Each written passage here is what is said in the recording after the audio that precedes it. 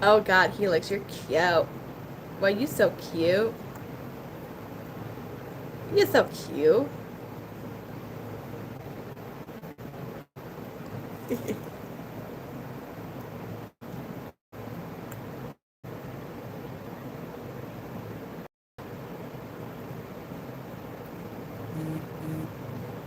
Hey, Charlene. She's telling me going kick. I think I just saw.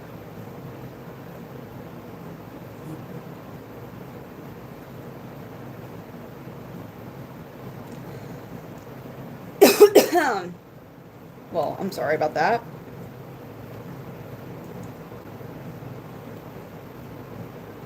How is everybody doing? Let me change it to all comments. Hey there, Scott. Thank you for coming over here. All right, there we go.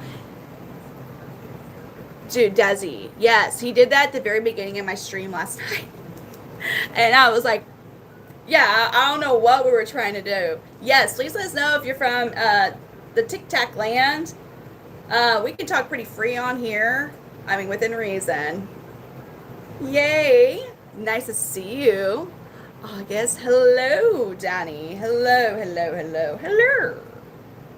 Oh, no, don't share to that person. Ah.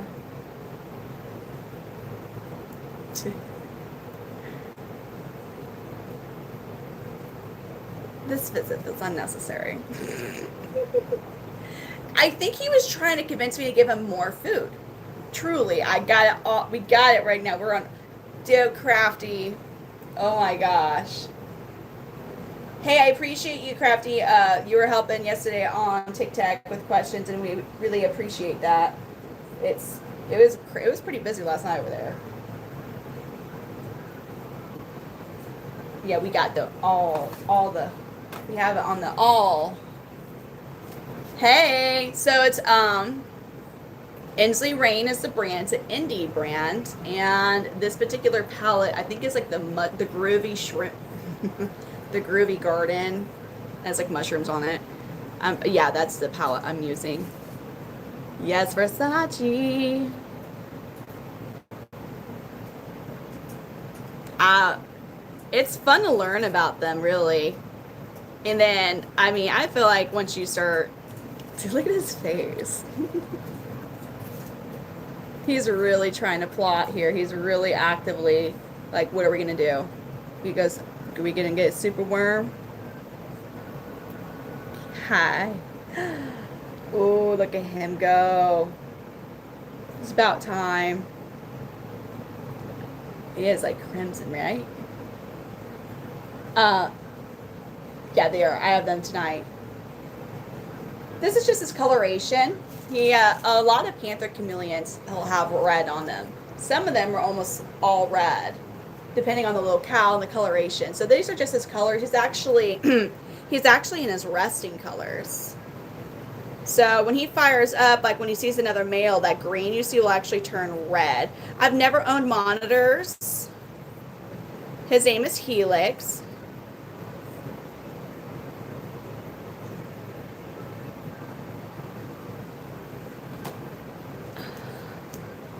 His makeup's amazing. He's only a year old, so I produced this one. My oldest are about 6 years old. Like his dad is almost 6, but he's one of my younger males. Y'all ready to see him eat a super worm?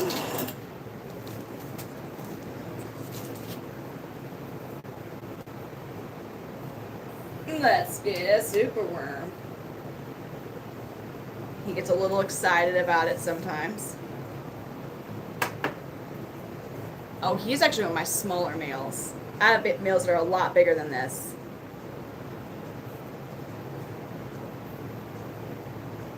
God, good job, Helix.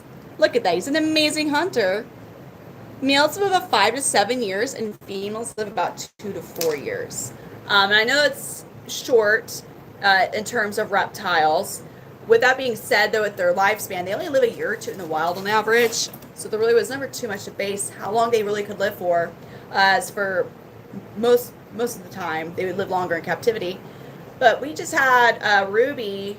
She was almost 6, but she just passed like less than a month ago.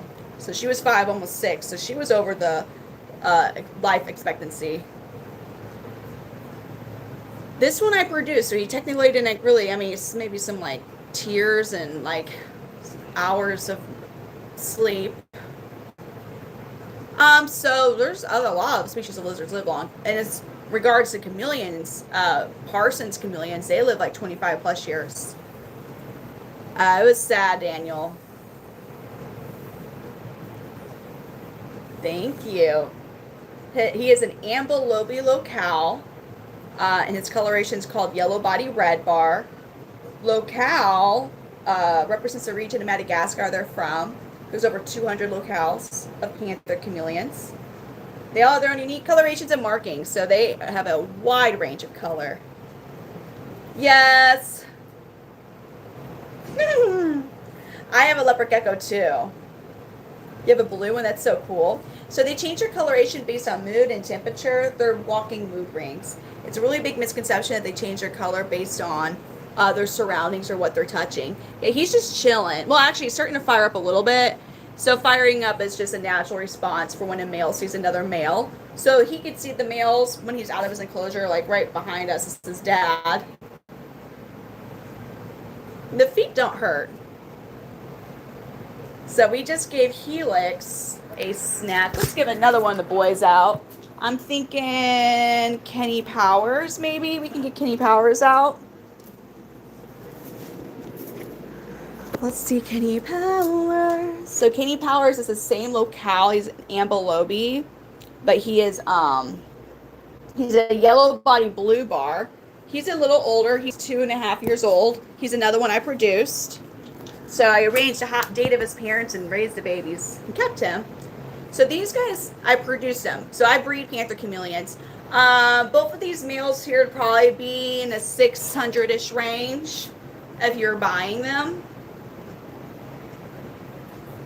So Kenny Powers is starting to fire up. So that green's turning yellow because he sees Helix and he wants Helix to know he's a big bad boy and he runs this town. Don't try him, mother effer, is what Kenny Powers is saying, because Kenny Powers is a mother effing athlete. The bites are not that bad. I have been bit. Actually, this guy's bit me, but it was my fault. I startled him. But look at him trying to be all... He's trying to sneak up on Helix now. I mean, not really sneak in, but... I have bearded dragons and a leopard, and I love them. I love panthers. Panthers are definitely my favorite. Look at him. Yeah, I'll shoot the babies a little later. It's I won't. I'm not gonna take him over there the way he is. They can bite. They can bite. Jay Howlett, thank you for the floating heart. Thank you so much. That was cute. It's not that bad of a bite. It hurts more than a paper cut, but I promise you, if you have a dog and a cat, they have or will hurt you more than these guys ever will. Their bites are they're so dramatic about it. They're truly very dramatic about like when they bite you. So it's really startling. They are dinosaurs. Well, dinosaurs are extinct, so I have to, chameleons instead. His name's Kenny Powers. He's 2.5 years old. He's a yellow body blue bar. That's his coloration. His locale is ambilobi. I keep 3 locales. Most of them are ambilobi. I have ambilobi, abanja, and nosy bee.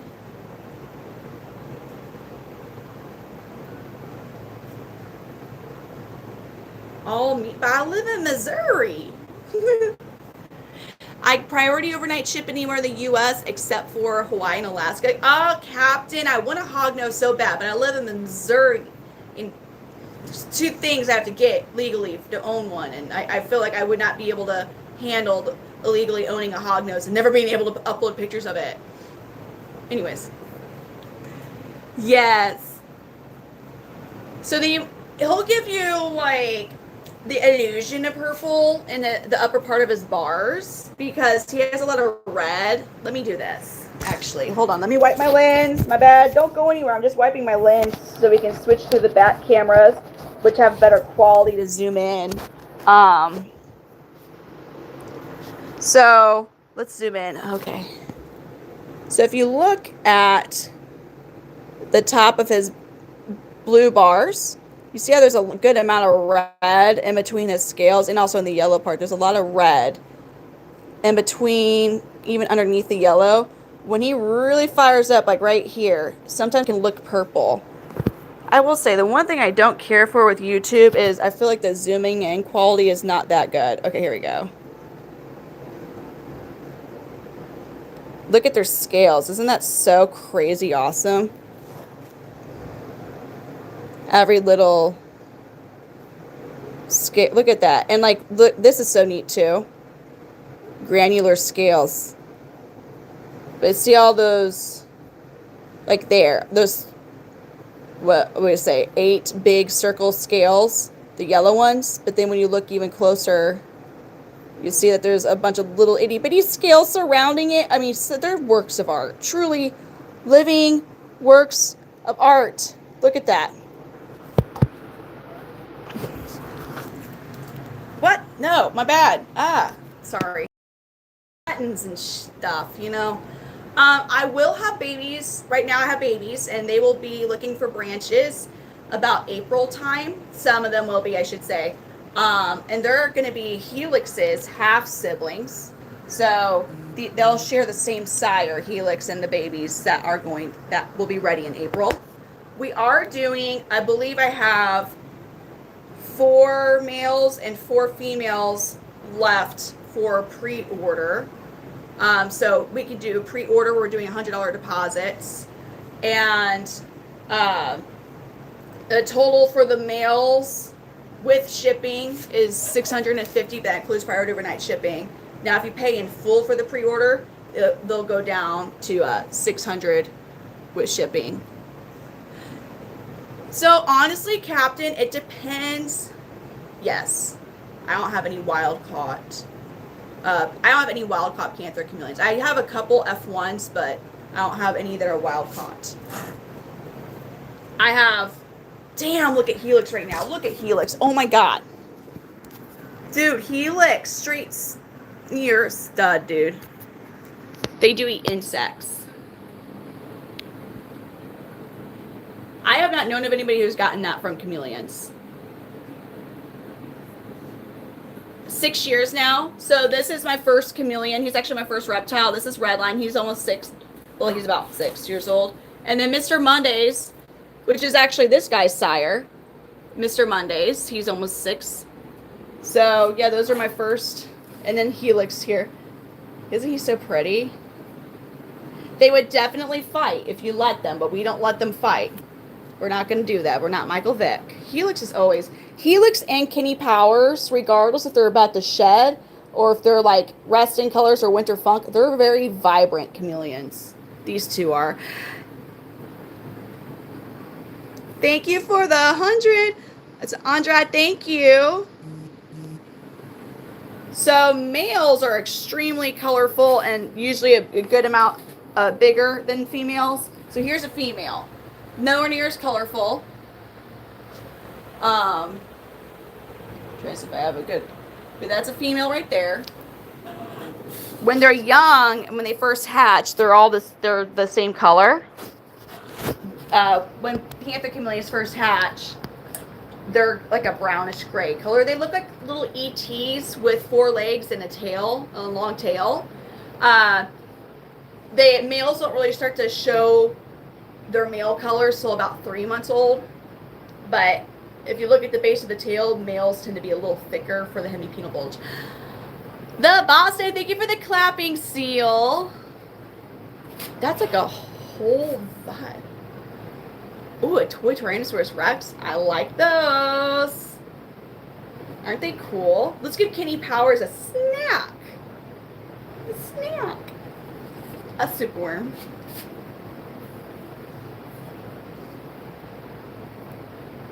Ooh, superworm. Big lots. Thank you for the 100. They're fired up right now, but it's not mad at me. It's just they're trying to look big and bad at each other. But the firing up is like what you would kind of maybe consider angry. But this is just he's trying to look big and bad to the other male. I don't. Y'all ready to see him do that? Hold on. I think Big Lots and who else? Hey, whoa. He is focused on. I'm happy you enjoy this. I try to go live every night. And I love talking about chameleons, helping people learn about chameleons. We like to have fun. Oh, dang. You gonna get it? I think the lot works, sir. And he got it. He goes, mission accomplished. Umet, thank you for the 100. 100. Arnell, thank you for the 100. You all are amazing. Thank you. Who should we get out next, chat? They do recognize their owners. I could dye my hair, they'll recognize me. I could have crazy, shoot. I was a chameleon queen back in Halloween, and I had like green paint and gems all over, like gold and like green rhinestones all over my face. And like, they knew it was me. And they would definitely recognize, Big Lots, thank you for the floating heart. They recognize when new people come around, and they a lot of times will be a little standoffish unless they're like red line and just super chill chameleons. But so say that person comes over more, like they'll start to recognize that person too. Thank you. It's an indie brand called Inslee Rain. And I believe the palette was a Groovy Garden. But yeah, I like shimmers and stuff. I can't tell. I like colorful things.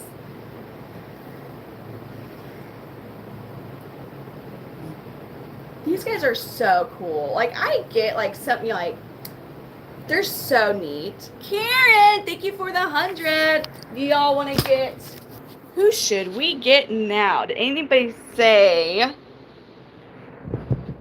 We're going to put KP back. Okay, buddy. We can do, my name is Brittany.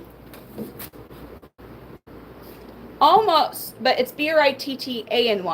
I was supposed to have my name spelled Brittany, but my dad spelled my name wrong on my birth certificate. My mom was unconscious for several days. She was pissed off when she found out that he spelled my name wrong. The Boston, thank you for the party hat. So the one I just put up, that he was 2.5 years old. This is Mr. Meeks, the Lizard Queen. Thank you, Arnell. This is Mr. Meeks. So he's a different locale. He's in a Banja locale. And he's a beautiful resting. These are his resting colors, gorgeous turquoise with. Now he hates Helix the most. Karen, you're amazing.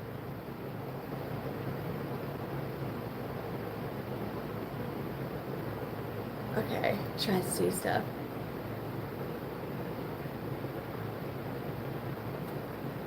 This is my chameleon. This is the crazy chameleon lady basement you're in. I have 76. Good luck with the crocodile. So this is an Abanja. He's 1.5 years old.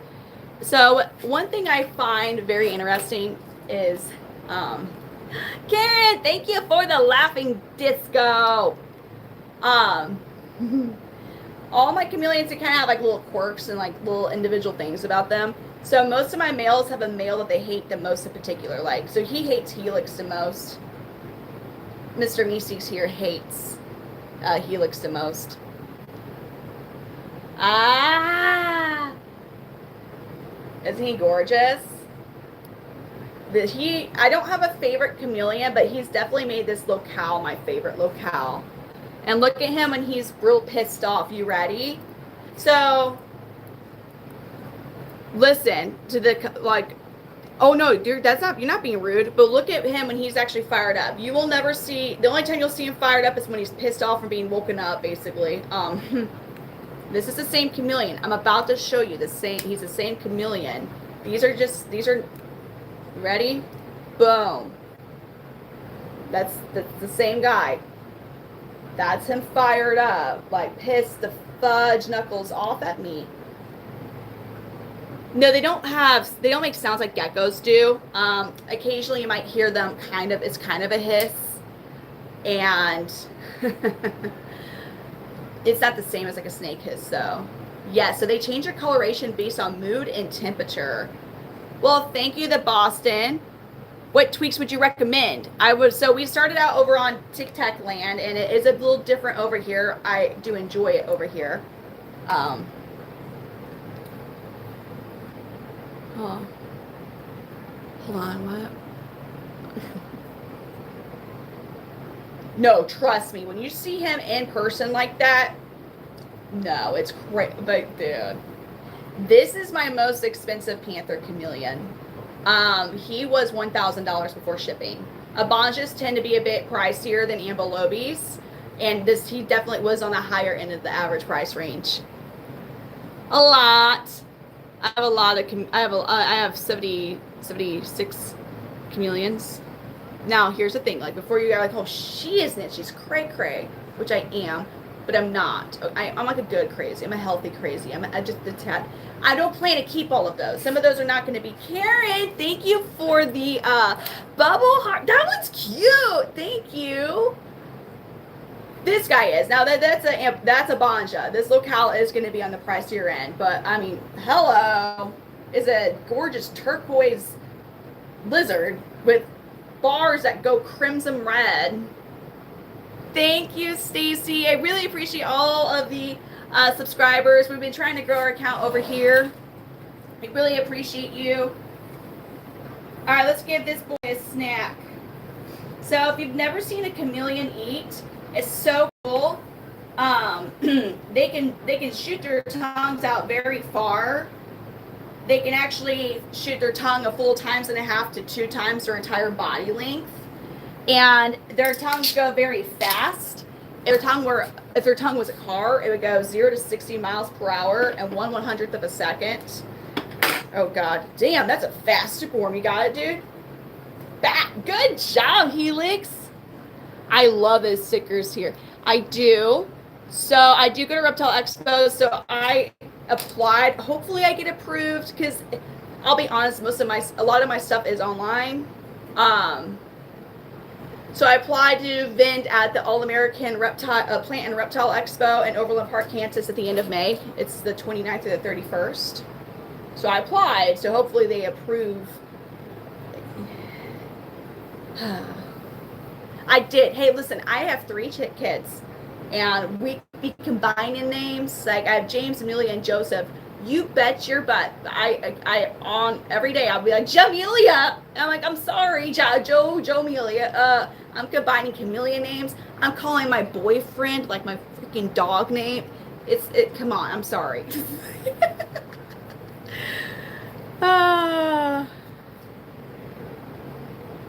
We do. So yes, there is one in Nashville.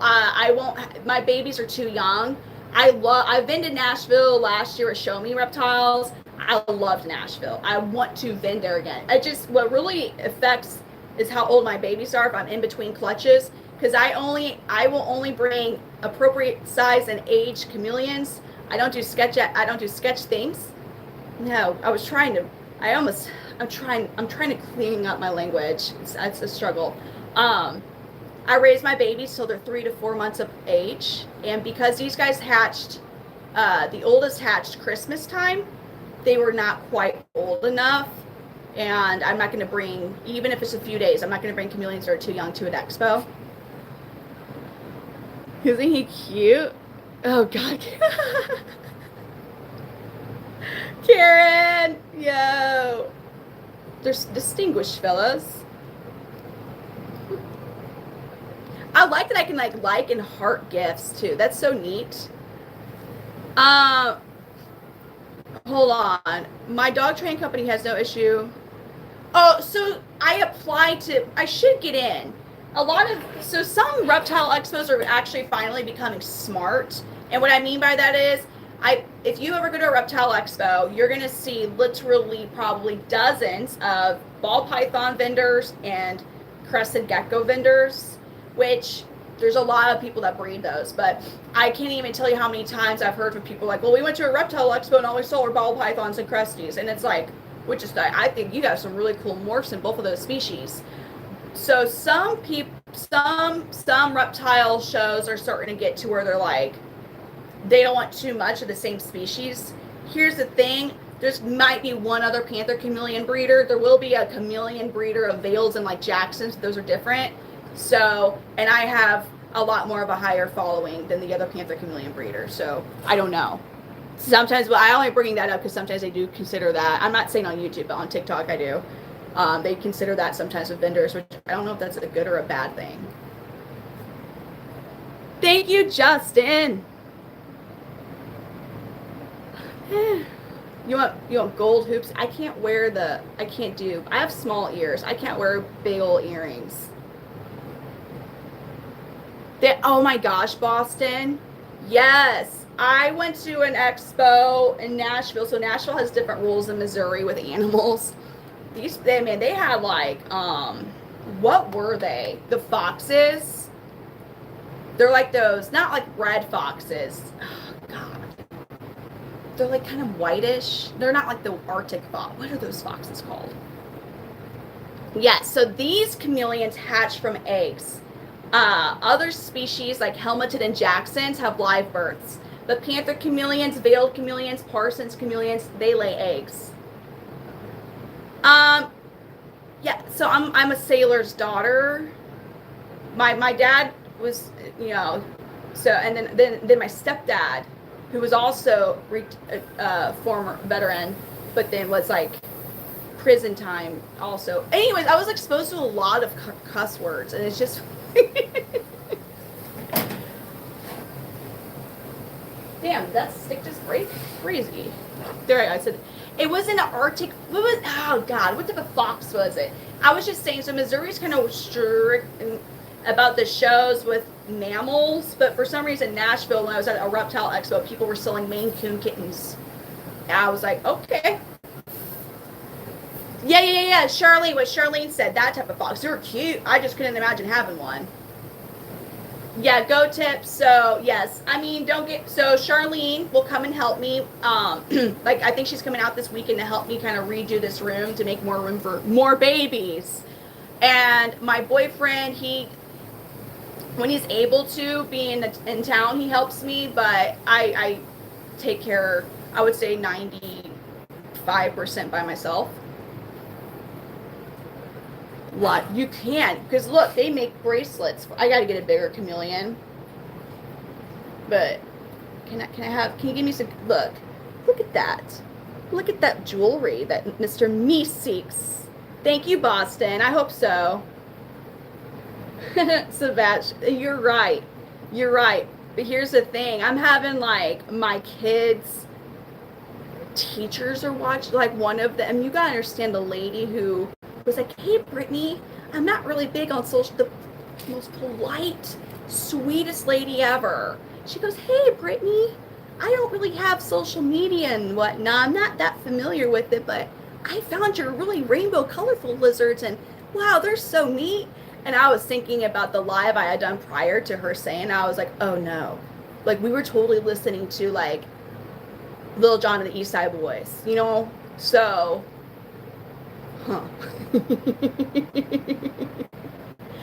Yes, I was super duper pregnant and hormonal, and I was like, I want a chameleon. So I got Redline. Yes, and now we're here. Ooh, Richard, how long until they hatch? And how many eggs? So, I've had a female lay 14 eggs. I've had a female lay over 40 eggs. The biggest clutch I've raised is 25 babies. Now, how long does it take to hatch? It takes 6 to 18 months for panther chameleon eggs to hatch. Normally, it's 9 to 12 months. I definitely have had 6 months.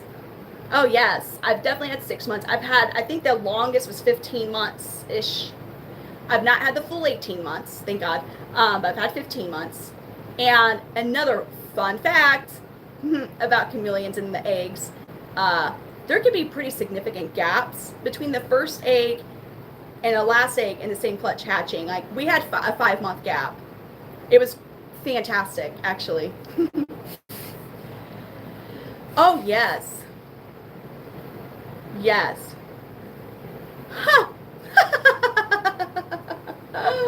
Oh. Yeah. So it's not that I'm nervous about my capability of my taking care of the amount. I wasn't supposed to be living in this house at this time that we're in now, but here I am, and I did definitely. We have a lot of eggs on the way. I mean, we have a lot of babies on the way. We have a lot of eggs. Oh, we have a lot of eggs. Yeah. Oh, yeah. So many. But we'll be great. These are my enclosures behind me. A lot of eggs. Now, I mean, short of like it being a straight miracle, not all of the eggs are going to hatch. Usually it's about an 80% hatch rate with the chameleon eggs, with the panther chameleon eggs. I did, however, just have my first 100% hatch rate. Who should we get? Let's get my big boy John Gotti out.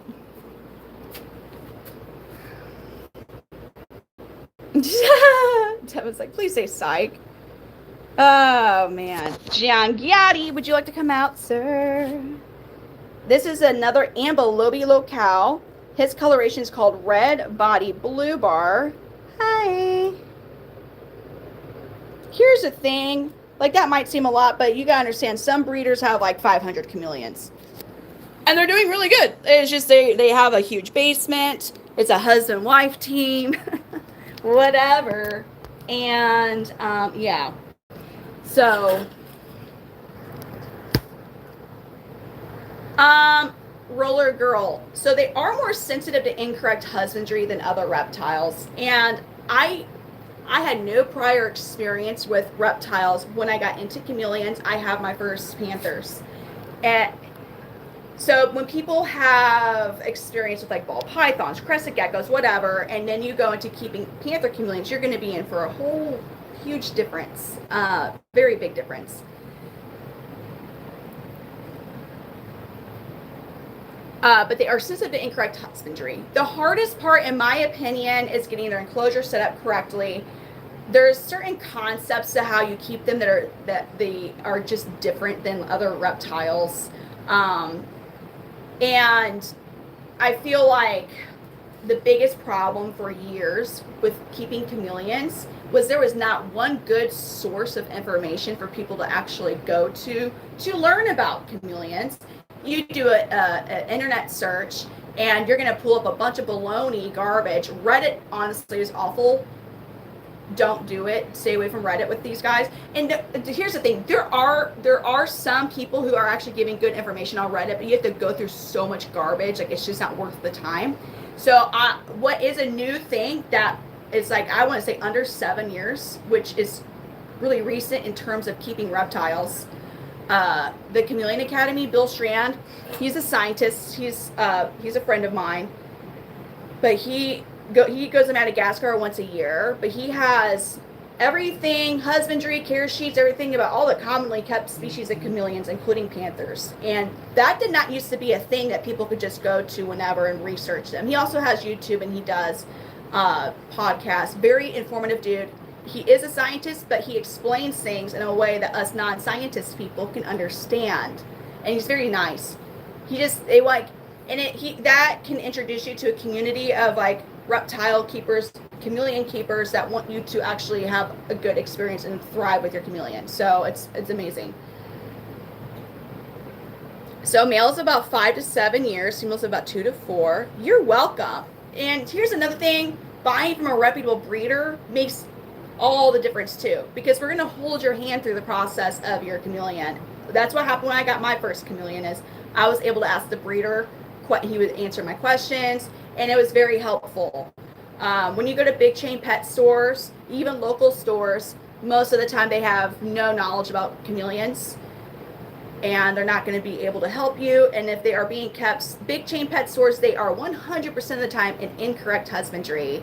So when you get a chameleon that's in incorrect husbandry, you're going to run the risk of there being MBD, metabolic bone disease, upper respiratory infection, URI, and other health issues. And getting a chameleon that has existing health issues is an uphill battle, even for experienced keepers, but especially for someone that's our first chameleon. This is John Gotti. He's one of my biggest male panthers. So they eat insects.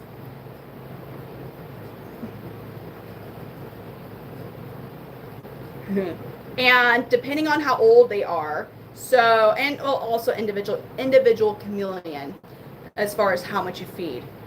When they're under a year old or when they're growing, you're going to feed them every day as much as they'll eat. Your standard rule, you'll hear me say your standard rule. I mean, I hate saying rule, like your standard husbandry practice, whatever, is after they're done growing, which is like a year to a year and a half, you will feed them every other day a few feeders. You need to pay attention to your chameleon, though. I have males that I feed every day, and I have males that I feed every other day. If I fed this boy every other day, he loses weight. He's a very big chameleon. He is definitely on the large end of panther chameleon size. I have some males, if I feed them every day, they get fat. So you need to just watch your individual chameleon. He's right near 300 grams. He's right near, he kinda. So he's a red body blue bar. He's a bit ashy looking because he is going to shed soon. And that's another fun thing about chameleons. When they're young and they shed, they'll do their full body sheds because they're growing. When they're full grown, like him, they do partial body sheds. So literally, like maybe all of their feet will shed, all 4 of their feet, maybe half their tail, maybe their 2 front legs, maybe their casque, maybe half their abdomen will shed. So kind of will always look like they're about to shed. He is awesome. Mondays oh my God. Oh, I think you're right. Dude, Mondays is like, yo, B. He's like, how about one of them there super worms? He goes, hook a chameleon up. Give me a super worm. Shoot. See, they're smart. We're communicating here. Damn, dude. He's the one in the most recent video I posted. This is him that did the freaking backflip, basically, over the same damn thing, getting a super worm. He's like, he goes, it's a quarter past a scale, young lady. Like, come on now. You're taking all day. All right, let's give John Gotti a super worm, and then we'll get Mr. Mondays out. Because he wants out. Clearly, he wants out to get a super worm. Dude, how funny is he? I love chameleons. They do have little personalities. They do. I don't care. Like, that's a controversial topic in the reptile community. But you know what? Yeah, no, they do. Get it, buddy? Ooh. Good job, John Gotti. So, oh, yeah. Well, I've always liked dinosaurs. I've always liked reptiles. I was a huge dinosaur geek when I was a kid, but we can't keep them. I always liked lizards. And when I didn't get my first reptile until these guys. I was very pregnant and hormonal. And I was like, I want to make my life even more stressful and difficult, and I really want a chameleon. Now, I did research, and, I got Redline, and then shortly after Redline, I got Mr. Mondays, but I freaking just fell in love with it, and it's fun. His name is John Gotti. The babies eat fruit flies. I feed the babies fruit flies the first 10 days to 2 weeks before bumping them up to small crickets. Mr. Mondays. We're aggressively drinking water, acting like we weren't just like crazy begging for superworms, yeah? Oh, come on. Hi, sir. Would you like a superworm? I think you do. So this is one of my OG males. He is almost 6. How can they hurt you if they can? I mean, like, their bites can, like, they don't feel good, but they're not the worst thing. They can hurt your wallet depending on how responsible the person you are. Like, if you are going to be a responsible reptile keeper, or I don't even want to say responsible, because responsible, as long as you're taking care of it, you're responsible. But I mean, a good self-controlled reptile keeper. There we go. That's the word. A reptile keeper with a high amount of self-control and doesn't have impulsive tendencies. If you can just have one. But, how many reptile keepers just have one of whatever? I would, they can bite. They don't spit. That would just really change my whole opinion about them if these guys could spit. Because they would probably spit. Who's self-control? What is that? This is Mr. Mondays. He used to be a grump butt, hence his name, Mr. Mondays. He's like, lady, quit your yapping and give me a super worm. Message taken, sir.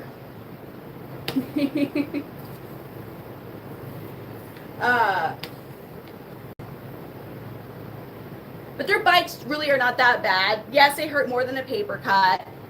They don't have like the strongest bite by any means in the reptile kingdom. And I guarantee your dog and cat have hurt you more than these guys can.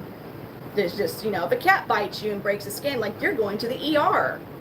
So, y'all ready? Mary is the only one we know. That's right. Just wait, Mary. Just wait.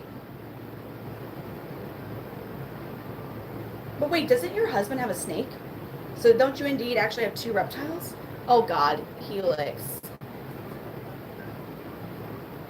Mr. Mondays, you were being such a drama llama. And now you're like, oh, Helix. There we go. Don't worry about Helix. Worry about the superworm, sir. You're so focused on Helix now. I feel used. I don't think you really wanted the superworm. There you go. Good job, Mr. Mondays. Oh, yes, they do have fingers. They have 5 or toesies, whatever you want to call them. Their eyes are so cool. But here, I'm going to show you something. If you ever get the itch to get a chameleon tattoo, just know your feet. And make sure your tattoo artist does too. So they do have 5 toes. Their front legs, they got, trying to see if it'll show us. They got 2 toesies on the outside and then 3 toes on the inside of their feet. And then their back feet, you swap it around. They have 3 toes on the outside and 2 toes on the inside. So if you ever want to get a chameleon tattoo, I've seen some of the most amazing chameleon tattoos that someone all nice and proud, super detailed, beautiful tattoos. And they upload them to the chameleon groups and homeboys got gecko feet. Or like, that's messed up. So. Not toes, finger, lizard with hand. Call them handy. I call them grippies. I call them little grippies. Oh yeah, Mr. Mondays is especially. Males are a lot more colorful than females. Oh, here we go. He's like, let me tell you about it. Or not. Man. He goes, you want to talk about females. Females, just like, most other animals in the animal kingdom, the males are a lot more colorful than the females. So, now carpet chameleons, little fun thing. Now the females are the really colorful ones there. No, well, they're, yes, but also it's a form of communication with each other. So when males see another male, they'll typically fire up. They're the biggest and baddest. They want all the sticks. They want all the ladies. They want all the bugs to themselves. They don't want other males to exist.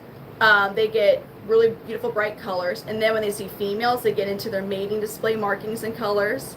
But my favorite color change that these guys do is their sleeping pajama colors. Yes, they have pajamas. They have pajama colors. And it's really bright.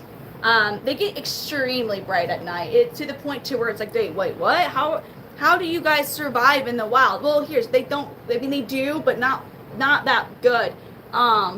So usually they only live a year or 2 in the wild, and a whole clutch of babies on average, usually 1 makes it to the first year of its life. They get taken out by predators very easily. But I'm going to show you a picture of, I believe it's Big Polly and his sleeping pajama colors. They're really pretty. And you're going to be like, wait, say what? Yeah, they're really pretty. Let me do a little scroll skis down here and find the video of Big Polly and his sleeping pajama colors and just leave y'all like, whoa. Possibly. Hopefully. It's there. That much I can tell you. It is here somewhere. Yeah, dang it.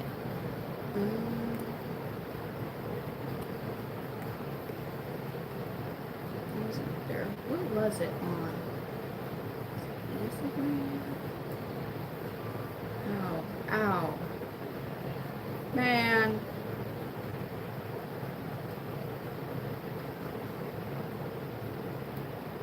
Dude, I have a whole... God, I just showed this. Why can't I remember the actual album it was in? Grr.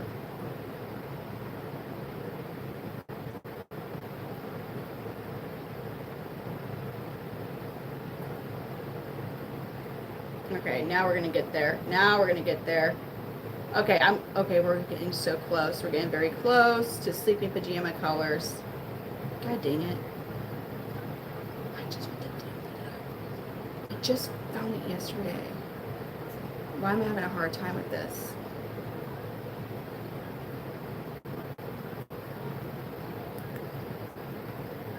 I swear, I have an awesome video.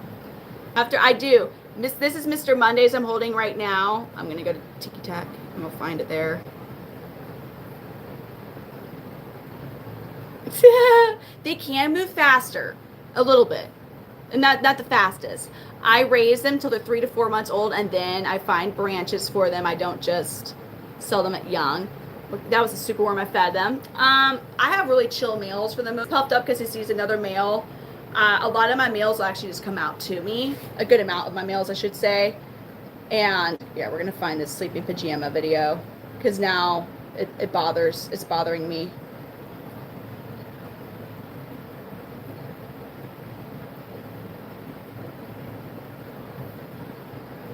So,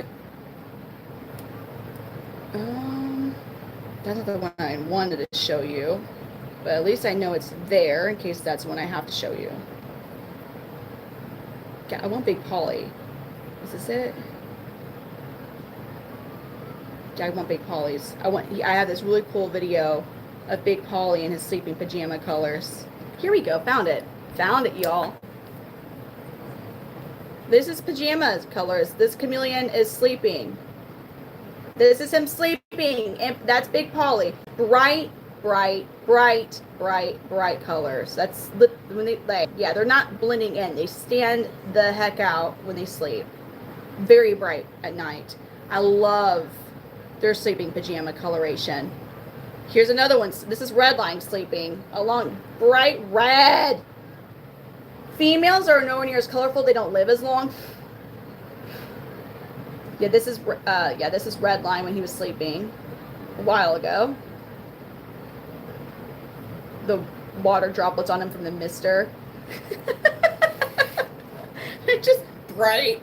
Yeah, you would think like they would get darker. No, we get bright up here. We get very, very like crazy bright. And then John Gotti. This is John Gotti's in his pajama colors. Red body, blue bar. Look at that. Like my camera's freaking out with this, like so red.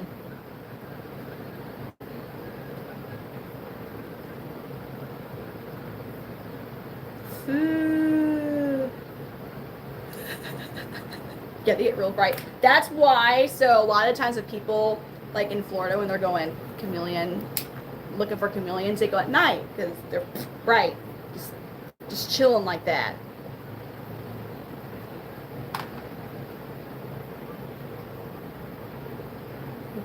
You know, that also, you know, I think animals that are hunting at night, nocturnal animals that are seeing things at night, I don't think like they would, I don't think they see those colors either, right? It's not like how they see colors at night. Eric, thank you for the 100. Oh, no, because they are exactly the same. They look exactly the same. John Gotti and Jax do. Thank you for the floating heart, Eric. Yes, seriously. I don't expect, I love you all when you hear my team. I do. Thank you for, what is that one? The happy poop. Thank you. That was cute. I like these stickers or whatever they're called here. Yeah, but for real, we have lives and we need to sleep. I don't expect y'all to adapt to my vampire schedule. Thank you for the GG. They do usually mean that. You're right, Crafty. Thank you for the thumbs up. I would love to know what they would dream. So it's actually light. So when they go to sleep, it takes several hours of being in the dark sleeping. Thank you for the GLHF. I don't know that, but thank you. And eventually, about like 3 or 4 hours into sleeping, they'll be in their pajama colors. But here's what's kind of neat. So if you come down with like a flashlight, if I come down to my basement and I want to see a chameleon in their pajama colors, thank you for the party hat.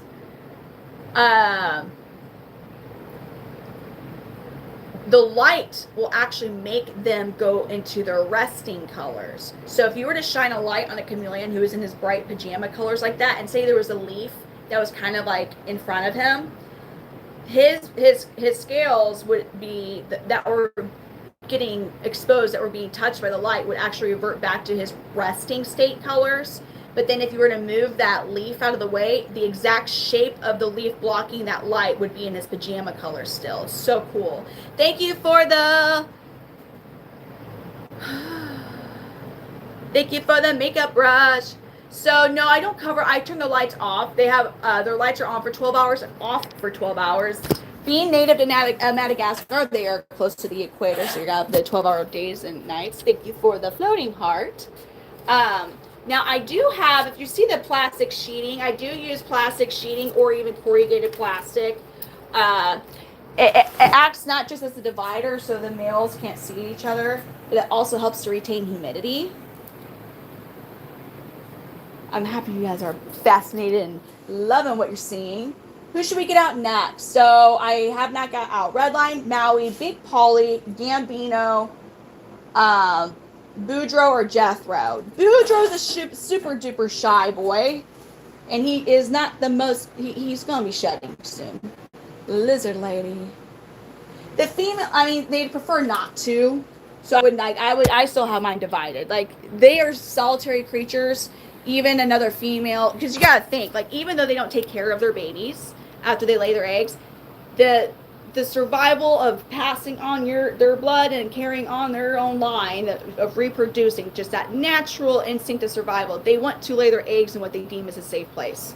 So when they're scouting for places, they're very vulnerable when they're down on the ground laying eggs. So like if there's things there, they don't want to lay their eggs, but also like it's survival. Like if there's a whole bunch of animals, they're not gonna lay their eggs there because their babies probably won't make it.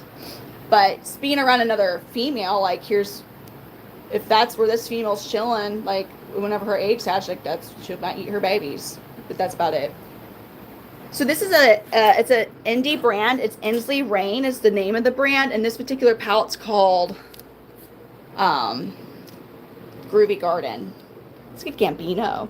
So temperature is pretty easy for most households in North America. They like to have a low to mid 70s as a gradient of heat. So room temp's usually pretty ideal. So the closer to the top of the enclosure, the warmer it gets. You're going to see the recommended basking temp is 80 to 85. I personally aim for 80. And I tell others to aim for 80. And the reason being, it's very easy to incorrectly measure your basking spot. So if you're aiming for 80 and you check it and it's 80, but it's actually 83 because you checked it too early, like when lights came on, whatever, not a big deal. But if you're aiming for 85 and it's actually like 90, that's hot for them. Now, in the wild, no, 90, I mean, they may not like it, but they can escape it. In captivity, it's harder for them to escape heats like that. Let's get Gambino. They're in, minimum size for them is 2x2x4. And that's, dude, what are we doing, Gambino? Okay. He goes, I'm going to be different today. Look at this. Oh, wow. This is the cool dance move. It's raised. Oh, never mind. Good night, Desi. So this is Gambino. He's 2.5 years old. He's another ambilobi, yellow body blue bar. So most people are going to get the Zoom Med Repti Breeze line. These are the extra large sizes. It depends on locale, and there's also going to be different factors within locale to affect. So this guy is the result of 12 generations of selective breeding. So the goal of this particular project was there wasn't to have as much red. He's a yellow body blue bar in his resting colors, but he has the craziest awesome yellows ever. And let me show you that. And then as far as pricing goes, let me show you his. So when he fires up, he looks like this. Gambino looks like that when he fires up. So most of he still has some reds on him. Don't get me wrong. Like, he has some reds, but he doesn't have nowhere near as much reds as most ambulobes do. Here's him going from resting to firing up and alive. And then here he was in mating display / fired up color. So when they're in mating display, they get the dark stripes around their eyes and their face like that. But yeah, he's crazy awesome. Yeah, isn't that crazy? 12. I did not produce him. Let me put that out there. Jonathan Hill did. I Dallas. As far as cost, so like my particular clutches right now, my males are going to be $600 to $700, including priority overnight shipping. And then females are going to be like $300 to $300, including shipping.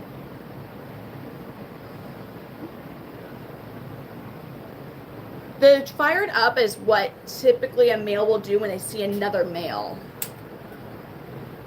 Now, Gambino here, his nickname, unfortunately, is Ted Bundy. He's never been successful, but he does try every time. What I mean is, so he, after he's done Netflixing and chilling, he tries to, you know,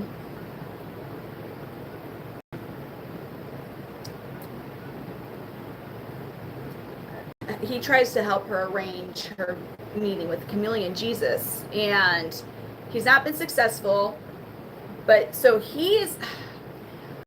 this is not, listen, I have a degree in accounting. I have a BS in accounting, not biology, but I'm assuming just from what I'm observed, he is not a very confident male.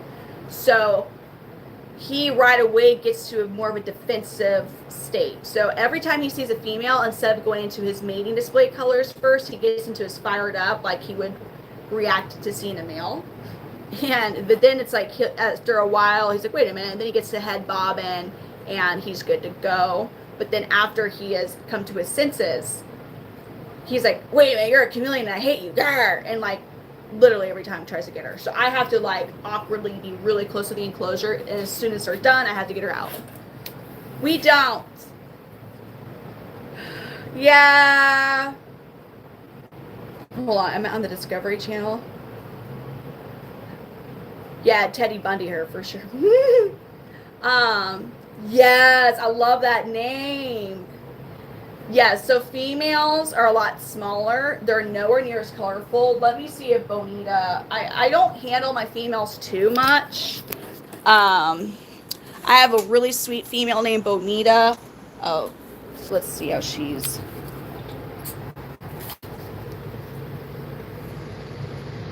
Hi, Bonita. How are you, baby? This is Bonita. She's the sweetest chameleon to ever exist. I swear she's like a little doggy trapped in a chameleon suit. I mean, this is actually Gambino, one of his ladies. Hi, pretty lady. Here we go. Yeah, males are very aggressive to each other. They will fight. I have seen videos of 2 different pairs of males that were wild fighting. One of the videos were simply just kind of pushing each other, and the other video they were actually biting each other. So this is Bonita. She's a female panther chameleon. She is not a typical female panther chameleon. Let's let that be known. She's so food motivated that she wouldn't survive in the wild because she just goes straight to danger to get food. She don't care. Bonita don't care. It doesn't. She's so sweet. Like, look at the face. Isn't that the sweetest? Like, oh. We just chillin'. She goes, can I have a super worm, please? Good night, Mary. So So actually, look at that. She's starting to show gravid colors. Look at you. We'll give her a superworm. This is one of the very few times I've ever seen her display gravid colors. Females change their color based on reproductive cycling. So she sees the males, and it's such a like really muted gravid coloration. But that dark that you're seeing with like the brighter spots in the middle, usually it's a lot more dramatic. Like where it's almost black and those are like neon glowing. Yeah. So I'm going to give her a superworm real quick. And then I'm going to put her back in her enclosure.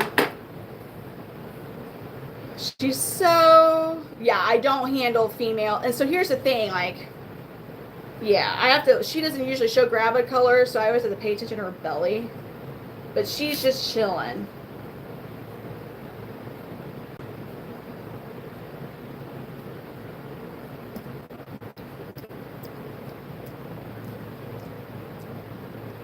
Oh, cute.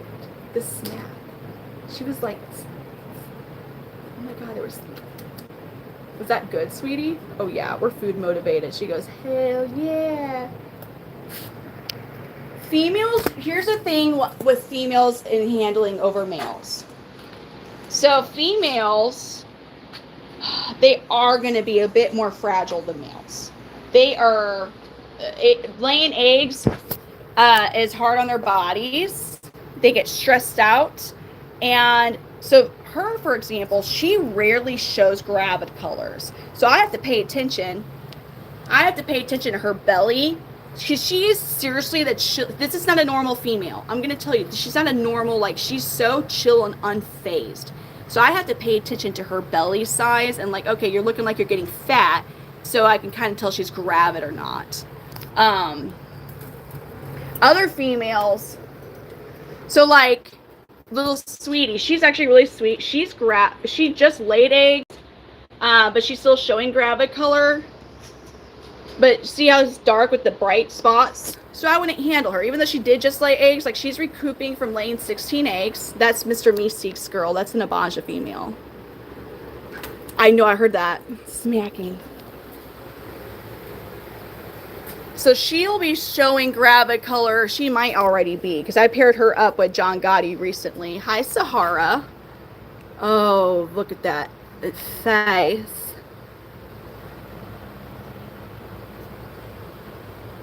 She's so cute. Fendi Thunder Snatch. Hi. Yes, they do. They will lay eggs. They will lay eggs regardless if there's a male around. It takes them longer to lay infertile eggs. So you're going to have like a female that looks like... This is so... I recently had just gone through this because for the longest time, I had never had a female who I had never paired up. So, like, but her, for example, and a few, like, were ones that I was like, I'm going to keep as a holdback female. So they laid infertile eggs. Yeah, they kind of hold on to those a bit longer, like, than females with fertile eggs. There is a way with temperature and food where they don't produce eggs. I'm not giving that advice. I don't even mess with it.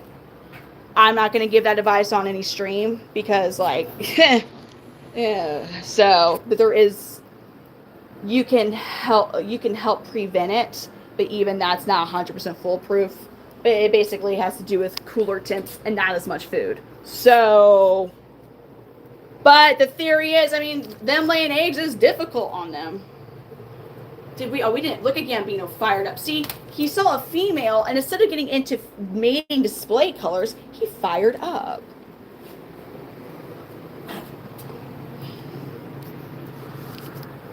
Gambino, would you look at you all fired up, you crazy, awesome chameleon.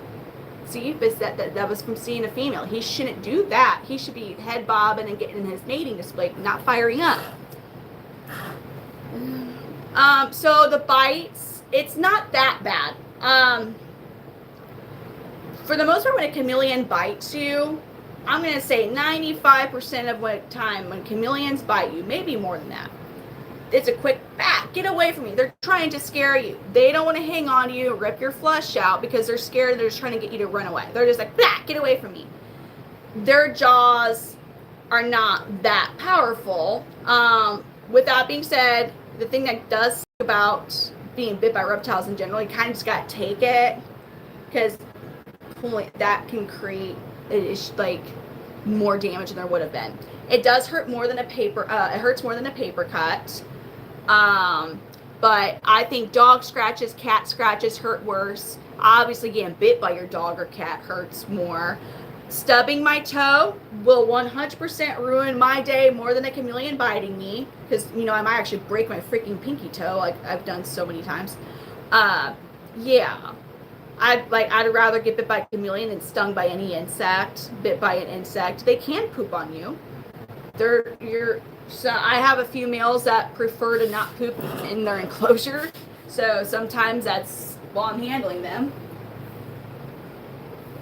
But these guys, so think of how they eat. Think of how, hold on. Think of how chameleons eat. They're, you know, a lot of other oh God. A lot of other reptiles, their first means of actually getting their prey is like that, right? Is a bite. These guys are zapping their tongue out. Their saliva is 400 times stickier than ours. Their tongues zap out extremely fast. If they were a car, it goes 0 to 60 miles per hour at 1/100th of a second. In the wild, these guys eat bees and wasps. They live in the trees. They eat a lot of pollinators. They don't get stung. They're stunning their prey, just whoa, and they crunch there. But they're not trying to inflict, if that makes sense. Like their teeth and everything's more designed to crushing out the bugs. Ooh, here we go. Dude, you were on it, Gambino. This boy was straight on it, y'all. Yeah, so he's kind of getting back into his resting colors now. They are walking mood rings. He was ready, wasn't he? He's so cool. We love Gambino. Gambino is very chill with people. He's scared of boys, but he's Ted Bundy to females. Okay. But anyways. Thank you, Nautica. Yeah, veiled chameleons are notoriously punkhead grumps that you'll rarely experience this with. Yes, they're a lot cheaper. You usually can find them for under $100. They do not have the coloration that these guys do. They're still cool. I'm not trying to be like, yeah, veiled. Just know that they're two totally different chameleons, two totally different experiences. Like if you go to Popeyes and get a chicken sandwich versus going to Chick-fil-A and getting a chicken sandwich, like they're still chicken sandwiches, but like your whole experience of getting chicken sandwich could be different. I know usually I feel really good about myself after I leave Chick-fil-A, but like shit, Popeyes makes me want to go back on some of my antidepressants. I mean, every fucking time. But that is a really good chicken sandwich they had. It really is. But there's no reason that we need to take 45 minutes if there's one car in front of me for a chicken sandwich. Anyways, Leave Me Be breeds veiled, and I forget the one that was in Nashville. I love Chipotle. Oh my god. Don't eat man. That's so cool, your boy Mark. I've talked with people who've had like relatively chill veiled, which is awesome. But like typically it's not the experience of veiled. And one of the other reasons is a lot of times veiled are wild caught and not from Africa, from Florida. So there are companies that will go and they'll catch a whole bunch of young baby and young juvenile veiled chameleons in Florida, and then they turn around and wholesale them to a bunch of different companies and local pet stores, even your big chain. And then by the time they're like at the store, like they're like, oh, they're captive bred. No. See, here's the thing. With the exception of like basically the equivalent of backyard breeders with veiled, you don't find that many veiled chameleon breeders because it costs just the same amount of money to raise a veiled chameleon from baby hatching to an appropriate age to sell them, right? You're going to spend on one baby in the first couple months of its life. You're spending I think it's about $200 for every baby. Just in food, it's been about $200 is what it's going to break out to be, right? But you're not going to even sell a veiled for more than $100. So unless you just have a real passion and cause for like having captive bred veiled, there's not that many breeders of veileds. However, there's an abundance in Florida. Now I do know of 2 veiled, and their veils are chiller. But when you're getting these chameleons, they're actually wild caught. Yeah, they're gonna be pricks. Yeah, they're. I mean, there's things I don't agree with, but the chameleons look healthy. I don't like having like multiple chameleons in the same enclosure, even if I get why people will do it at shows. I just don't. I mean, I can't. So many people like me, and I could never sell Panther Chameleons at an expo. They're always so stressed out and they're black. I've never had that issue, but we properly display our chameleons at expos. They're in miniature versions of their enclosures. They're not all crammed in a deli cup like here. Like, no shit, it's not gonna sell. Like, they are incredible, beautiful creatures, and like even just they're gonna be colorful. But if you put them in a deli cup on a table, like, yeah, they're gonna be black from stress, and then they won't sell. But yeah.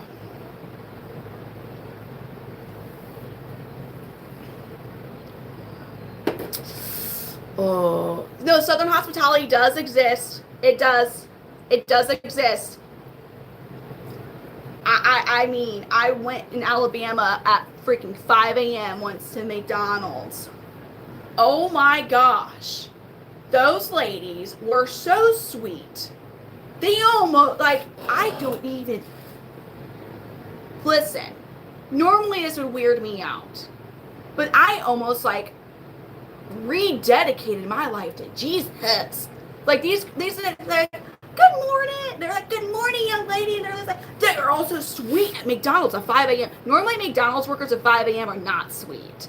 But in Alabama, they sure are very sweet.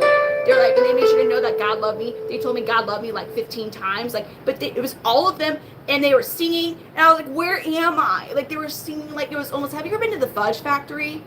Like, where they're making the fudge and they're singing. This is what they were doing at McDonald's. I did not think I was like in real life. Like, it's not that whatever about people like saying like that, like God loves you and all that. Like, they were just so nice. I was like, where am I? Normally at McDonald's, I've been cussed out. But like,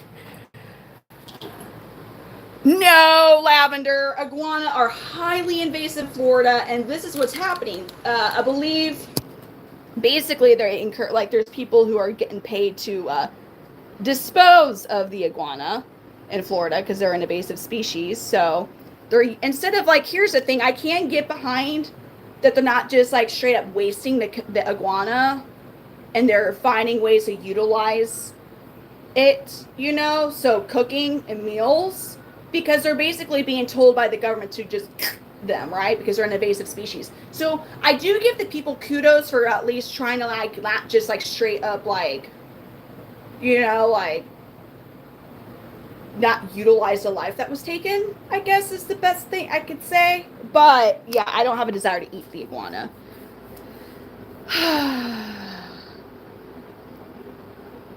God, people in Florida rather. Okay, but see, when I was in Miami and South Beach a few months ago, like, I'm not from Florida, but Missouri road rage almost happened. Because why do people literally just slam on their brakes, like, and just stop in the middle of the interstate? I don't know why that happened. Like, it's like, they're like, oh shit, I missed my turn, and they slammed their, I was like, and I'll tell you what, one girl, like, I was on a road, and she cut me off in rollerblades. And at first I was like, oh, and then that girl, I was like, whoa, she's going the speed limit. I'm like, homegirl's going 30 miles an hour on rollerblades. Doing great, mind you. She was doing the fucking speed limit. I was like, I went from mad to so impressed in like a 5 seconds. It was like, anyways, yeah. South Beach is a whole vibe. It's a whole vibe. Oh my God. Dude, I don't know, man. I don't know. Do you know for real? Like, I have never, and I was only in South Beach for 3 days. I've never seen so many people just slam on their brakes, like going like 70 miles an hour and like in that road. I don't get that. I don't get that one. But hey, babies. The babies. Oh yeah, I mean it was beautiful. Look at that baby. Hold on. The California Ghost. Oh no. I mean, I have like always wash your hands, but they are not as known. And here's the one thing too.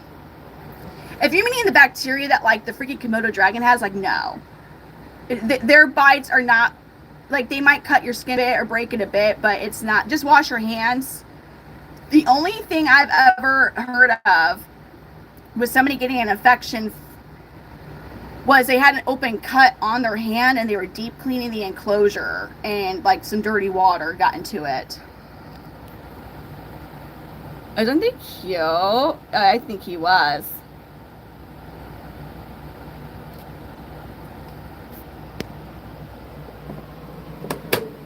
But oh, where we at? There's a little bit of an older one here. Who do I have? Do I have a male out still? Let me get Curly Joe. The baby climbing. Oh, the baby. Look at the pose of baby. I'm sorry, Pun Kitty. I'm just seeing you in here now. Isn't he cute? I'm sorry if I missed comments. I try my best. It kind of gets.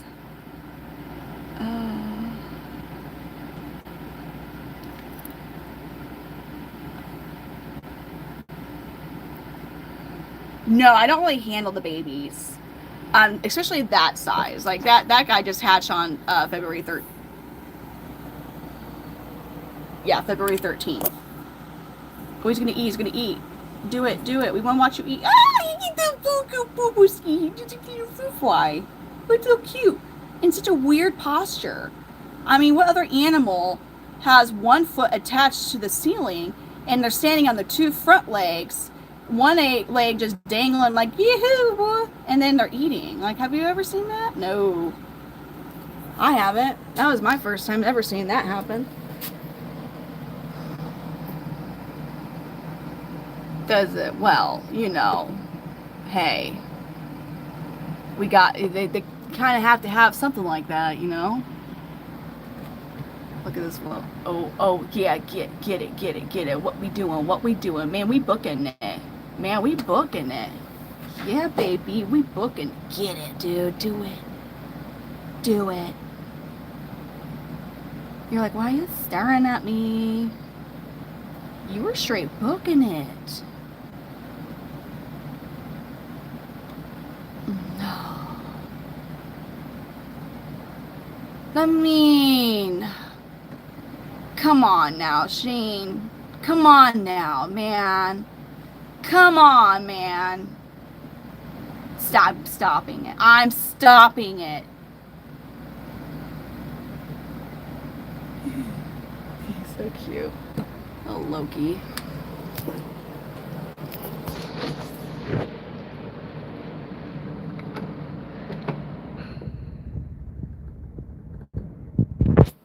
You what?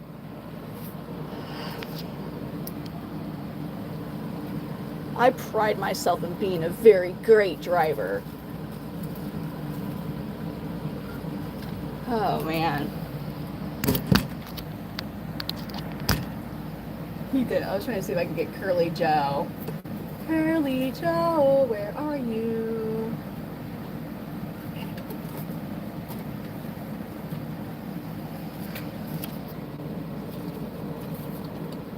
Well, the worst drivers in Missouri are actually the ones that have the 94.7 Joy FM bumper stickers on. I don't know why.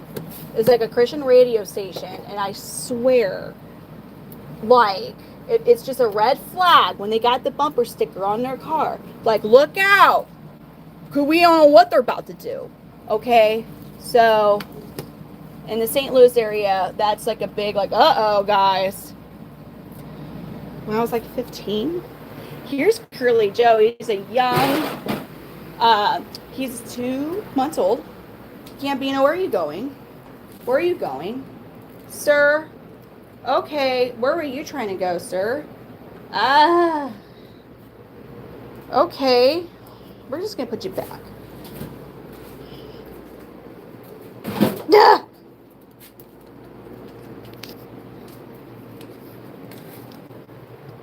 like a permit, you know? Hold on, Curly Joe. Driver's permit. Yeah. 6 years. 6 years. 300 seconds.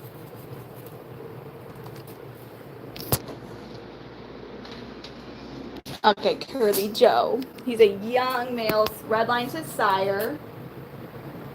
I had music out a little bit ago. From Cape Cod. Hello. Oh, hey, you knocked my phone into the superworm bin. My other phone. Here he is. Dude, this is slow charging. The Chameleon girl. I feel like... So this guy was born on Christmas. He will eventually be red. He's a young male, so he's a little over 2 months old. So at this age, females and males, so females will also start to have like green color that they start to develop. So really the only way still is if they have a hemipenal bulge, like right there's a hemipenal bulge for his 2 thingies that he has. Oohs and ahs, thank you for the floating heart. Because like I watch my stream on my other phones, and it helps me make sure that like if we're starting to have like bad connection and whatnot. And NYM, thank you for the 100s. Look at him. Thank you for the 100s, NYM. Thank you, Corn Kids. He was taking care of my office. He was cleaning my office. He was on the way to the air duster. I don't know. Darla, thank you for the 100. And NYM, thank you for the 100s. Combo 100s. Thank you, Darla. Curly Joe says, thanks, guys. You guys sure are dope. Yeah, okay. We'll get Mr. Meeks. Nope. Thank God I've never had a tongue in the eye. Yeah, no, man. Yeah, that would. Man, you've been... no. That'd be an odd experience, wouldn't it, Curly Joe? I do. So I'd be like, listen, thank you for the 100 choo-choo. No, I seriously, I appreciate it so much. Thank you. Thank you, Darla. Curly Joe is super awesome. Look, he's like, yeah, you said it. NYM, thank you. No, I mean, just today, like my 3-year-old Joey, he had his little socks, you know, those socks, and they have like the little rubber grippies on the bottom of the socks. And he was just doing like little Joey 3-year-old, and like he managed to, when he put his foot up and was moving around, the little rubber grippy straight like poked my eyeball and went like, it felt so weird. It was like a slow like resistance from the rubber grippy on a sock across my eyeball. Dude, it hurt, yes, but this I don't even want to talk about it right now. Yeah, there was an odd sensation. It was odd. Jesse, thank you for the floating heart. Thank you, NYM. I love it. It's a passion, and I love sharing it with people and hoping that, you know, maybe other people can fall in love with this. Like, they are incredible creatures. Definitely have gotten me through a hard time, too. Just having this as a hobby and a passion I've loved. Thank you so much. We're going to give Baseballer, yes, thank you for the 100. Thank you, Darla. We really appreciate it. Let me see your first. Let me see it.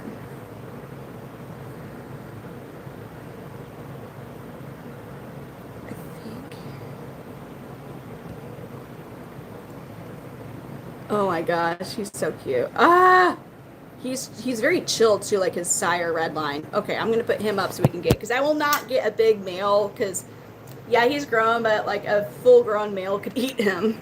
Like, he is still snack size actually for some of the full-grown males. So I'm gonna put Curly Joe up. YouTube, man, this is the earliest I think I've started a YouTube stream, and I'm happy. Honest, so Darla, all I see is look at my first comments. I see 4 of those, and I don't see any other comments. So I don't know.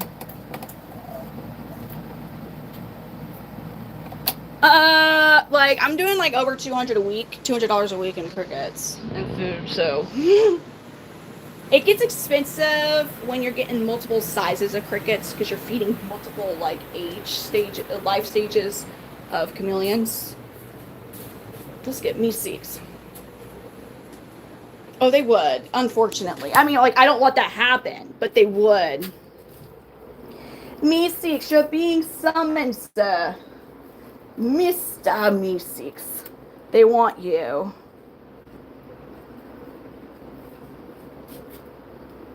Here's the thing with chameleons. If it's small enough and it moves, like, they'll eat it. I don't like what I'm about to tell you, but because I think the lady freaking obviously she did it on purpose. It was in a Facebook chameleon group, and she uploaded a video of like this sweet innocent hummingbird eating from the hummingbird feeder on her freaking porch. Holy NYN, thank you. Thank you so much. NYN, thank you.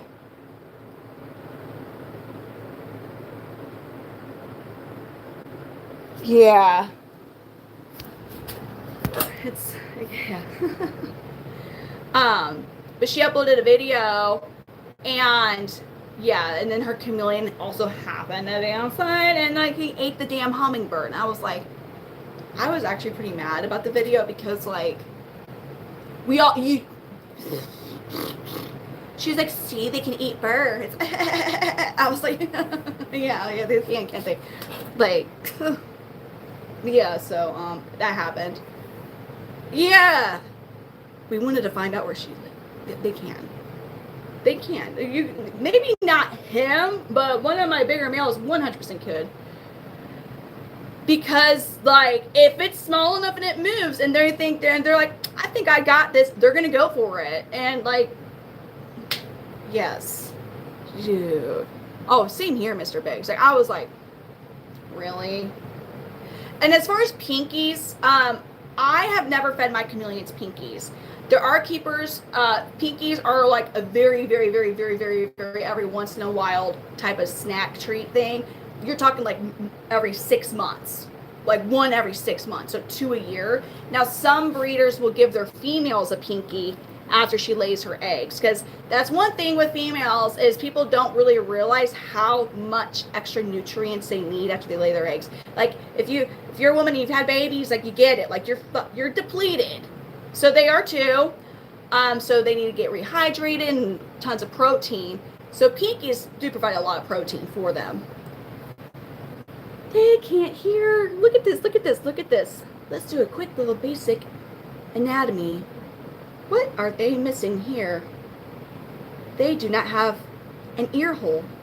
They do not have an ear canal. They have a very basic, very primitive eardrum. They actually don't hear sound, it's vibrations. Oh God, that was so... Darla, let me see what...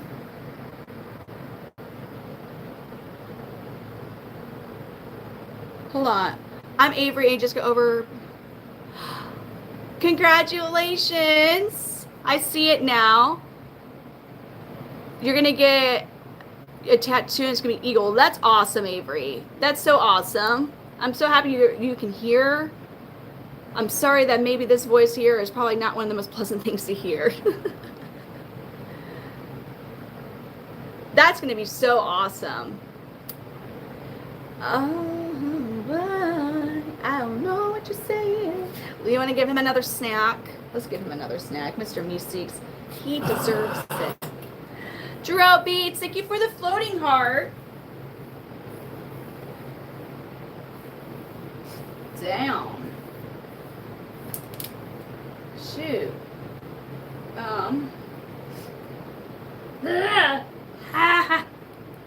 So YouTube, what should I refer to? Is this chat? I hate to say that. Oh damn, he's ready. Oh, hold on. There's gifts, and thank you guys. Oh damn! Shoot, dude, that was a mirror. He was not playing. He was not playing. Huh. Oh my god. Sublime, thank you for the laughing disco. And I thought I saw. And Darla, thank you for the floating hearts. Thank you. Dude, you guys. My Mr. Meeks wants us to give him the title of best hunter. Here's the thing. He's not. Maui is. Maui's over there. We'll get Maui. Maui used to eat the comments on the live streams. He's not. We used to call him our little window licker chameleon. Avery is your name? Oh, yes. I'm just going to see Darla. But thank you, Avery. Let's try Maui. Maui is not the most confident male. He is still a juvenile. He is gorgeous. He's John Gotti's son. He's a red-bodied blue bar with it. Central. You gotta understand, this is early for me, though. It's Central. I'm in the St. Louis, Missouri area, folks. Yeehaw.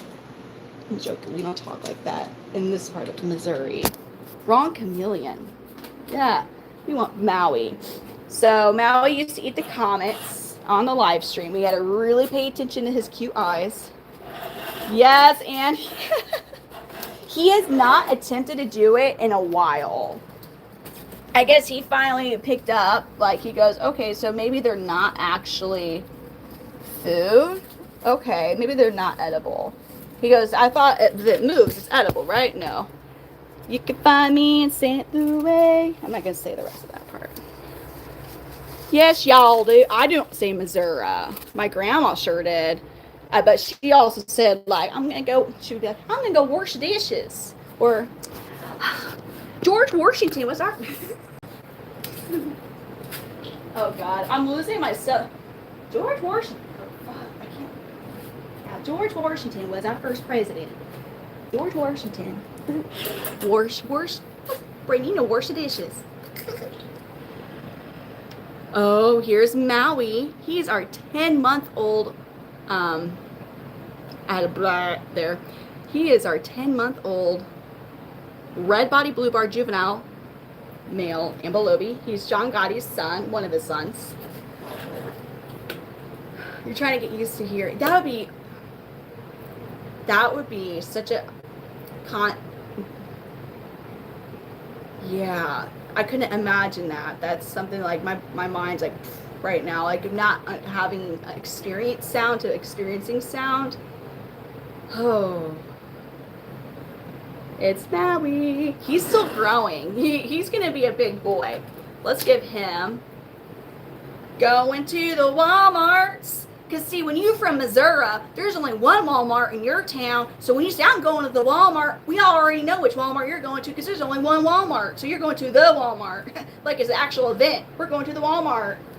That's what we say. Jason, thank you for the clapping seal. Yeah, because everywhere closes at 11 after COVID. What's a 24-hour establishment? I don't know. Since COVID, what's that?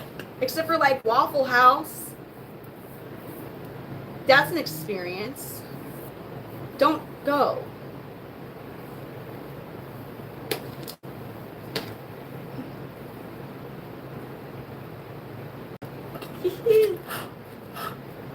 We talk weird. We got another one. All right, so let's get in some hair. My God, I should. Walmart big time. You're gonna bump into somebody you know at a small town Walmart. Maui, you ready to show them what you're made of? Show them what you're made. Actually, I want them to be able to see the more. He goes, gosh, dang it. I don't eat waffle. I don't go there. Ah! Ah! Good job, Maui. No, Andy, listen. I don't know about your Waffle House. But Waffle House is in the area. I am close. I don't have, like, I do live in now more of a country-ish town. I mean, I still live close enough to the city, to St. Louis. When I say this, so like when I say the city, I know it sounds like I'm a real like country bumpkin person. It's like, oh, I'm the big coop to the city. No. So in the St. Louis area, to make people know, like, we're referring to St. Louis City, not St. Louis County. We call it the city because it's the city limits. It's like, I'm going to the city. So if I say that to anybody else in the St. Louis area, that means I'm not going to St. Louis County. No. I'm going into St. Louis city limits. Maybe, for whatever. So it's different. Now, as far as Waffle House, listen. You might hate me for what I'm about to say. It's borderline offensive. Crackheads can be entertaining from a distance, but at Waffle Houses near my area, you're too close, and it becomes, I don't know why, but like they're there, but they are at every single one, and it just becomes like distance. We're cool, but like from a distance. Preferably like on the other side of the restaurant, and we can watch. But like, listen, my stepmom was a crack addict, and when I came home once from school or hanging out with a friend, and she was accusing my 10-year-old self of like, where's it at? And I look, and all the carpets ripped up and the furniture. I was like, oh snap! And there's sneaky things crackheads are. All like while I was like surveilling and the damage she had done, she managed to like circle me and like get where she was closest to the door and I wasn't. I was like, shit. Then I was 10. I didn't have a cell phone. This was back in the early 2000s. This is an apartment. We're on the 3rd floor. Like, I'm like, I can't jump out and live. So I just ran back. She's like, where is it, Brittany? Brittany, where is it? And I ran to my bedroom. I barricaded myself in, and I played Spyro. And I didn't have a phone, so I just waited for my dad to get off work. Anyways. Anyways, this is a Reptile Live. At a distance.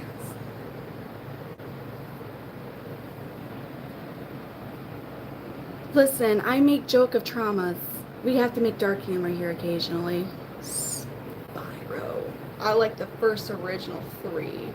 Hey, but we're a Reptile Live.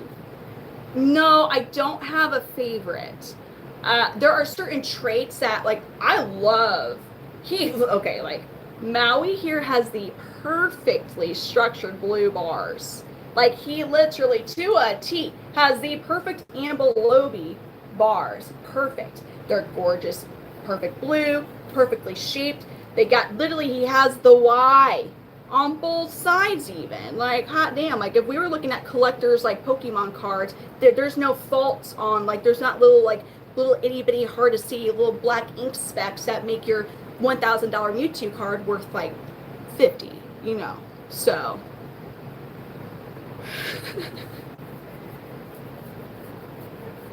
I just don't know how he didn't know that she was one. Like, everything about my old stepmom, like she had like really bright curly ginger hair, which is, I'm not saying it just because you're ginger does not mean that. That's not what I'm saying. But she liked the word cheetah and leopard, everything, and gold jewelry, everything. And he didn't suspect anything. But anyways,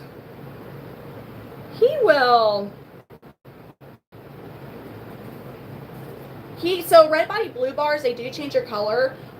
So his reds would get brighter, and the same with the blue bars will get brighter, and eventually that green that you see would go away and turn bright red as well.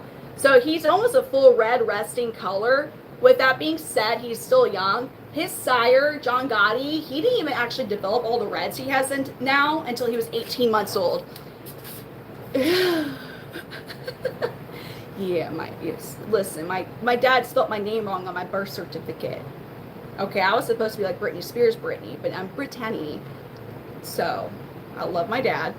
My poor mom was unconscious because she had gave birth to me in a military hospital in Hawaii. They don't believe in epidurals. Like, that's really last resort type of, we're not going to pay for that.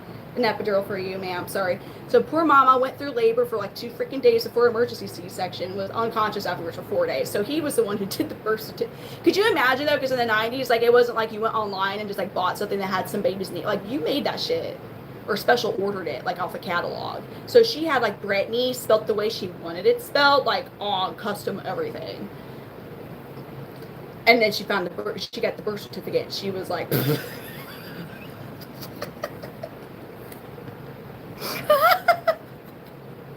My dad, she was a military wife. My dad was...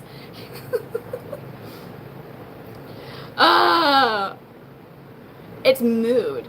Look, so right now you see those stripes he's getting on his eyes?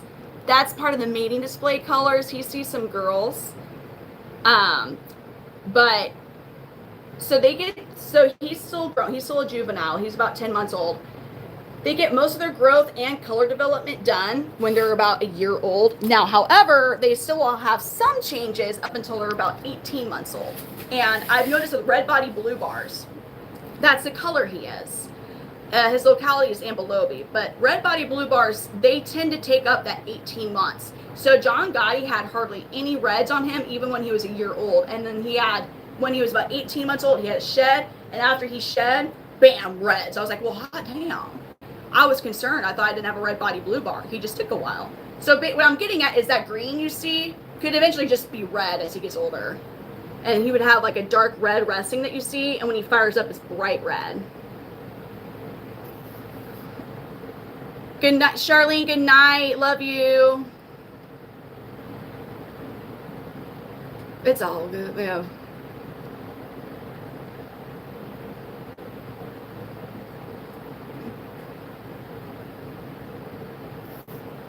Yes, they did. They always look. I feel like most lizards look like they're on something. And these are not even, these are rusty. Well, he kind of has mating display, but these are not his full bright. When he fires up, he's all bright red, and his blue bars actually fade a really pretty white at the bottom. And also his red on his belly, towards the lower part of his belly, gets almost like an orange yellow. So really pretty.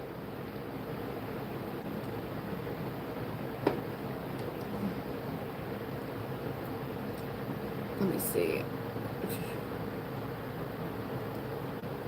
Yeah, bullfrogs and chameleons. I remember the bullfrog commercials. Good.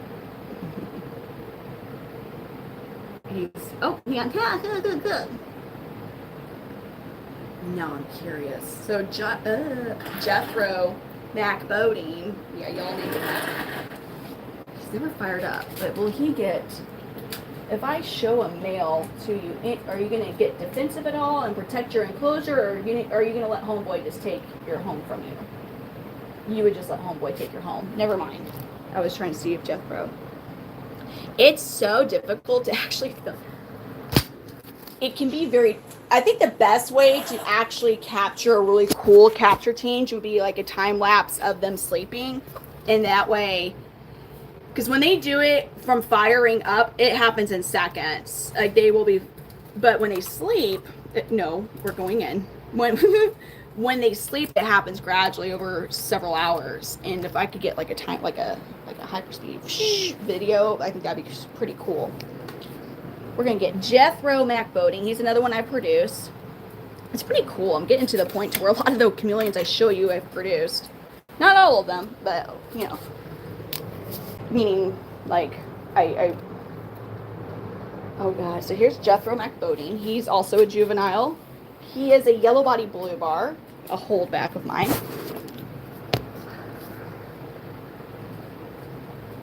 Yeah, a white one.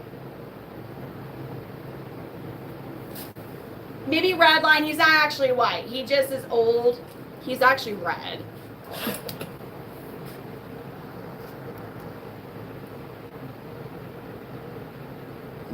Look at him. This is Jethro Mac Boating.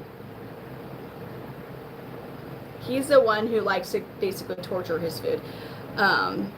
He's a shy one. He's not that confident, but he's a cutie. And look, we're gonna be shedding. He literally has. So Gambino, the one with the crazy awesome yellows, that's his sire. Oh, we're at 76. Yeah. Oh my God.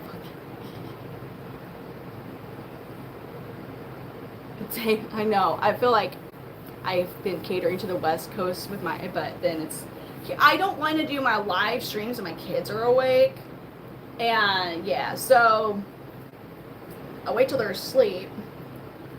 But, which, after everything, it's like I'm usually not starting until like 11. I used to start earlier, so. What? I've never heard Dolly Parton. Dolly Parton.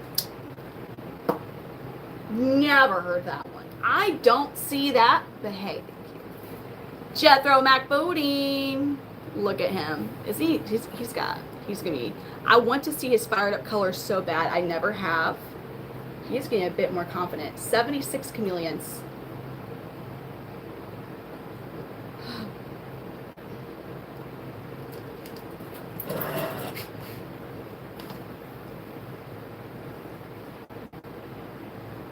Let's give Jethro a super worm.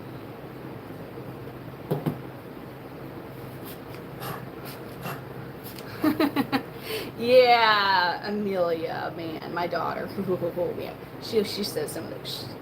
Hold on. Let's get you. Whoa. Yeah.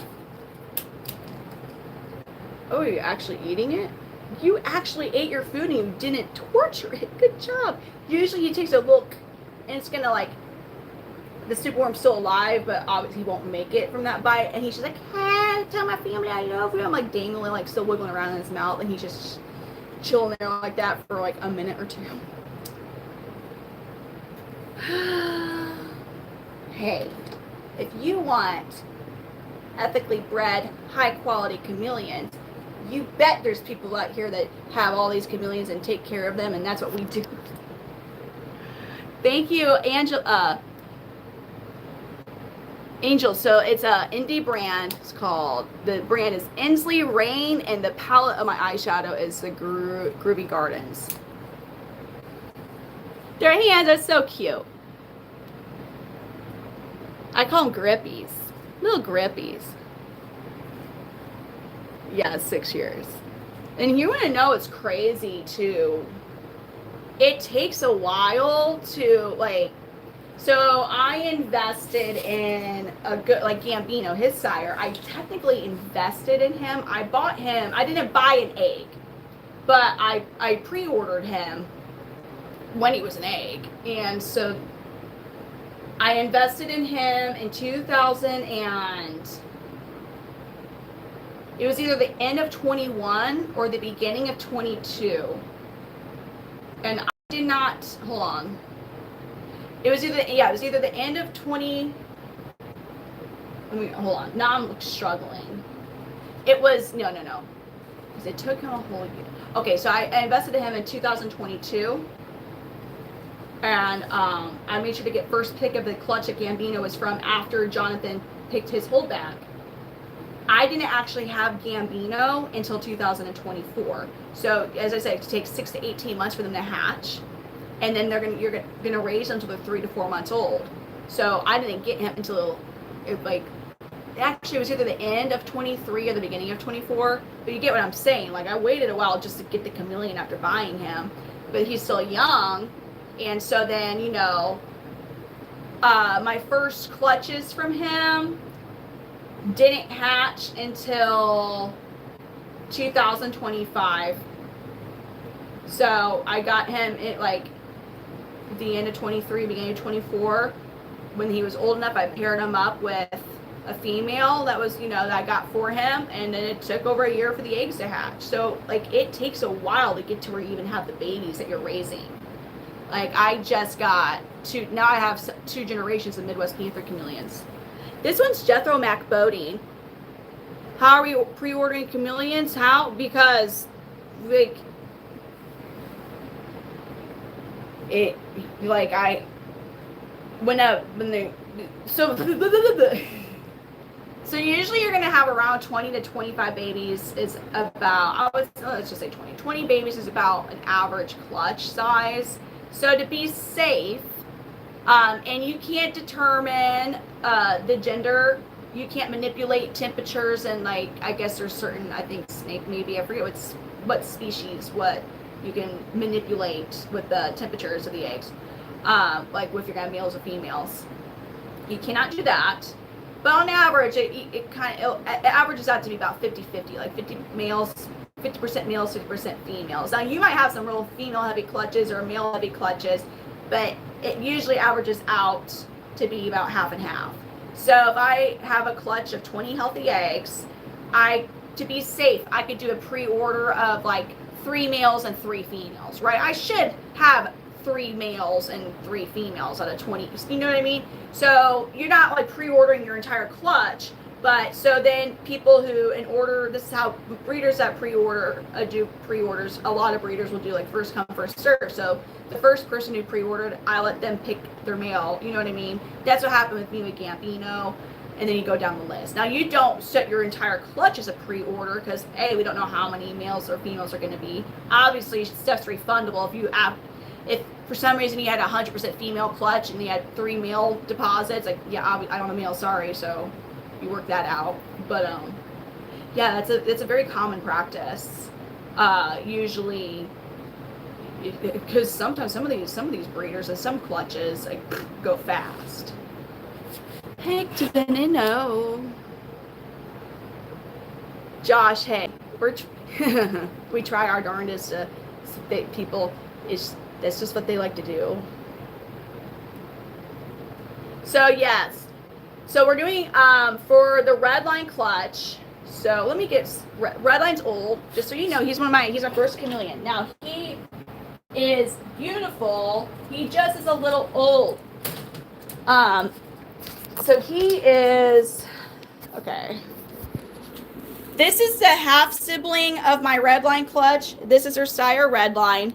And John Gotti is the uncle of that clutch. So I paired red line with Roja, that's her there. And that's her brother. So he's a red body blue bar. The female has red body blue bar lineage. So they're going to be red bodies. Whether or not they have mixed bars like red line or they have blue bars, well, we'll see as the males get older. You want to come out, buddy? Could be a while. I know you're old. He's like, I might be old, but I'll still take a super worm or two and do some tricks for it, if you know what I mean. Because super worms are like bacon to these guys. Super like bacon. This is also one of my biggest male panthers. So John Gotti and the red line are 2 of my... No. I was almost athletic and I almost caught y'all, but you got a free roller coaster ride there. Yes. Free stuff. It's great, man. So this is red line. He's my first reptile. He is almost 6. He has a lot of pre-shed funk look going, but he's a really gorgeous red. See, he's not mad. These are just his colors. I didn't mean to, Brian. Listen. Hold on. I learned this from my ex-husband. You don't have a headache. It's because you didn't drink enough water. This headache that you have is not from me dropping you. It's just you are dehydrated from not drinking enough water. Same with maybe feeling dizzy. It's not from being dropped. It's from you're not hydrating yourself properly. Sorry. He's a very big boy. He was so chill. He also is not like your typical chameleon. So when you first get a chameleon, when you first bring him home, it's recommended to avoid trying to handle them for the first 3 weeks. Let them acclimate. Homeboy here did not.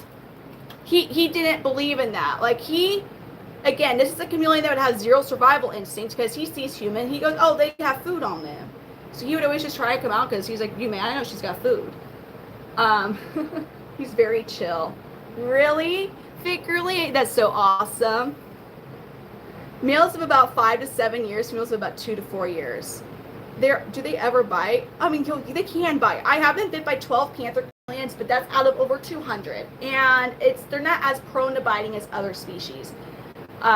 It doesn't hurt that bad. And I mean, you in the wild, like for you to be getting yourself in a situation where you're getting bit by a wild chameleon, like you're climbing in the trees, or at minimum, like in some pretty decent sized shrubs. So like, yeah, you deserve that one. If we're doing that and you get bit, like, just saying.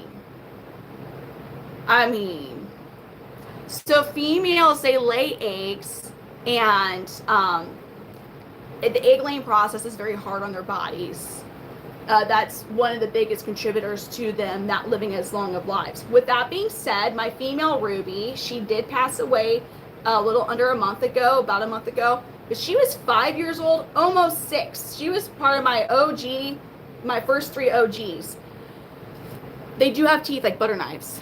No, Ruby, my female I'm talking about, like, was also one of my rare, like, dog, like, ones I would swear was a dog. And this guy's almost 6. So males of 5 to 7 years. We got a senior here. He's not aggressive. This is the second time I've heard that they get more aggressive as they, no. So to be my experience with chameleons, I have found that the males tend to kind of will sometimes go through like a teenage punk stage where they're like, when they're like older juveniles to like a young adult male, sometimes they're just a bit extraterritorial. John Gotti used to bite me. He is one of the 12, and he, as an adult male, would bite me. He would actually charge my hand as I was cleaning poos. I wasn't trying to handle him. Like, yeah, I handle chameleons that are like this, right? You know, he would literally charge my hand. But now he walks out to me and is super chill. So he hasn't bit me in over, I think we're going like a year and a half now, maybe almost 2 years. It was like after he turned a year and a half old, he was like, I ain't about that life no more. And he just stopped. I'm not even kidding. It wasn't even like, it was just like one day he was like, you know, actually, you want to know what it was? I let him like, I let him Netflix and chill with a female. And so I became a really cool walking tree. He was like, damn, this walking tree brings me food and the bitches. So that's honestly what it was. I mean, it was seriously right after he paired up with his first female that he was like, yeah, man, it was just like that permanent, he's been smoking a cigarette now for like a couple of years. But yeah, this guy's old and chill. No, Brian, no. You want to know, first of all, if you want to like completely lose your entire reptile collection, do that to them. They're not going to do well. He did. A lot of chameleons do a lot of punk fake, and they'll be so dramatic about it. They get their little karate nunchuck, like, and they puff their gular up, and they're like, and they're like, and they don't actually, they'll even like smack your hand with their open mouth, but they don't actually clutch down and bite. A lot of them will do that. So this is not a stupid question, and it's a confusing answer because some lay eggs and some have live birth. Panther chameleons are a species that lay eggs. Like veileds also lay eggs. Parsons lay eggs. Jacksons and helmeted chameleons have live births. Let's give him a super worm. They don't like to snuggle. They're not snuggly creatures. Now, my bearded dragon, he does, but that's a different species.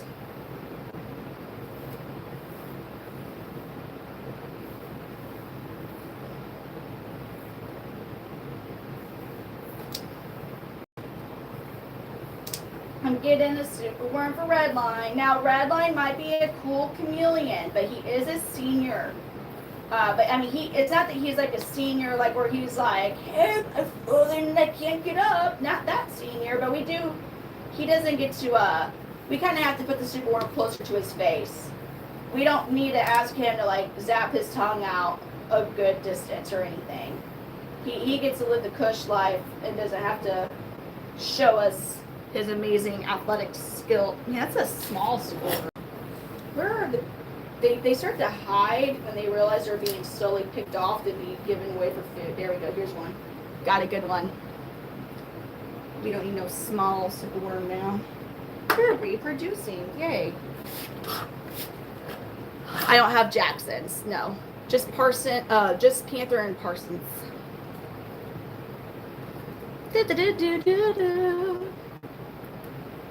There we go. Back. Good job, Redline. Whoa, he's doing the worm. Woo, woo, woo, woo, woo. I have one. Damn, you are savage, you prehistoric creature, just shaking your head. Look at you go, sir.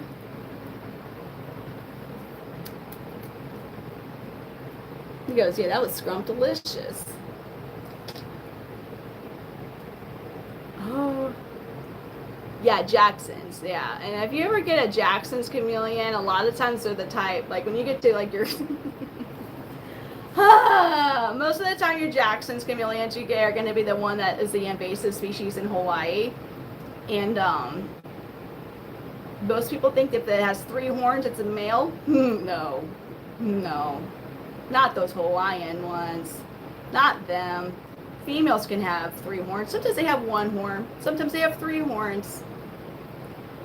And if you get a female Jackson's, she's going to be knocked up, and you're going to have a whole bunch of cute, whittled, like slimy looking, like baby. One day. Oh man. This, you mean the hornworms, like the green, not the, yeah, the like the greenish blue hornworms? The spike isn't really. No, I probably had one that was more blue. He's red. His name's Redline. I'll tell you, the reason I named him Redline is because he was shipped by Redline Shipping Company. And I was, as I said, like I was pregnant and hormonal, and so I was really feeling pregnant then. And when I looked at his box, I'm like, oh, Redline, that'll do, and named him Redline. What type of lizard are the lizard people? I can't tell you that information.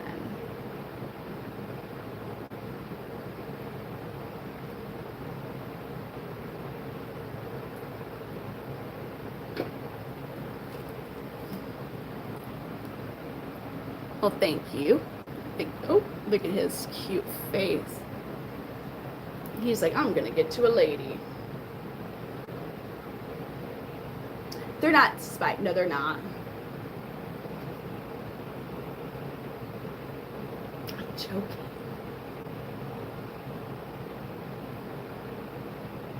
Hold on, cool. We had to come way back. Oh, wait. Okay. Those are iguana, whole different species. They're huge. This is a Panther Chameleon. His locale is ambilobi. He's actually another F1, so his sire is wild caught. I don't have a sire. I don't even shoot. His sire's probably no longer on this earth because he's almost 6. But you know, this is actually this rainbow. So why he's called a rainbow? So when you look at his bars, they're mixed in color. So they're not mostly red or mostly blue. Like they're easily 50-50 red, blue. And then when he fires up, they get these cool like little white sprinkle looking scales in them. But anyway, so he's mixed bar. You can't say that he's a blue bar or a red bar because they're literally like half and half different colors. And then also when you look more at his body, although it's mostly red, he's got a lot of, like even when he fires up, like he has different colors and red in it. So that's why it's called a rainbow ambilobi. And most ambilobis are rainbows. A lot of times they're going to be yellow more than the red body, but this is actually a pretty common look for ambilobis. I got a gargoyle gecko. I got a lot of chameleons. One of them is a yellow giant Parsons chameleon named Mr. Banana Man. Bill Stranding, not me. And then I have a gargoyle gecko named Koopa, a leopard gecko named Euphoria, 2 crested geckos. One's a harlequin. I was lazy, named him Harley. And the other's a red phantom who dropped his tail overnight. I don't know why. I guess because when the light switched on, it made him scared. But he's a red phantom. His name is Frogbutt. Very not creative. I have 2 dumpy tree frogs, Beavis and Butthead. And then I have a Kenyan sand boa named Derpsicle. And then I have a Hypo Zero bearded dragon named Dragon Knight. I breed chameleons, yes. So this is not just so I got my baby racks, my grow out baby racks here. I got my females and juveniles. I got my males. Got the boys. So yeah, this is the chameleon lady basement. F1 means that one of their parents is wild caught. So see, the term F1, so people will label true F1 when it's both parents are wild caught, but to be deemed F1, you just need one parent to be wild caught. Usually it's going to be the sire. that's wild caught. So sometimes what will happen with you'll have captive hatch chameleons, and what that means is the dom was wild caught she happened to have fertile eggs, like she was grabbed with fertile eggs, and she laid her eggs and they hatched captive, but they're captive hatched. But both parents would be like wild. You can ship lizards. To be honest with you, when chameleons are properly shipped, and it's not like I just all willy-nilly go like, I got me a chameleon, I want to send him to California. It doesn't work like that. You need to use Reptile shipping companies. There's Redline Reptiles to you.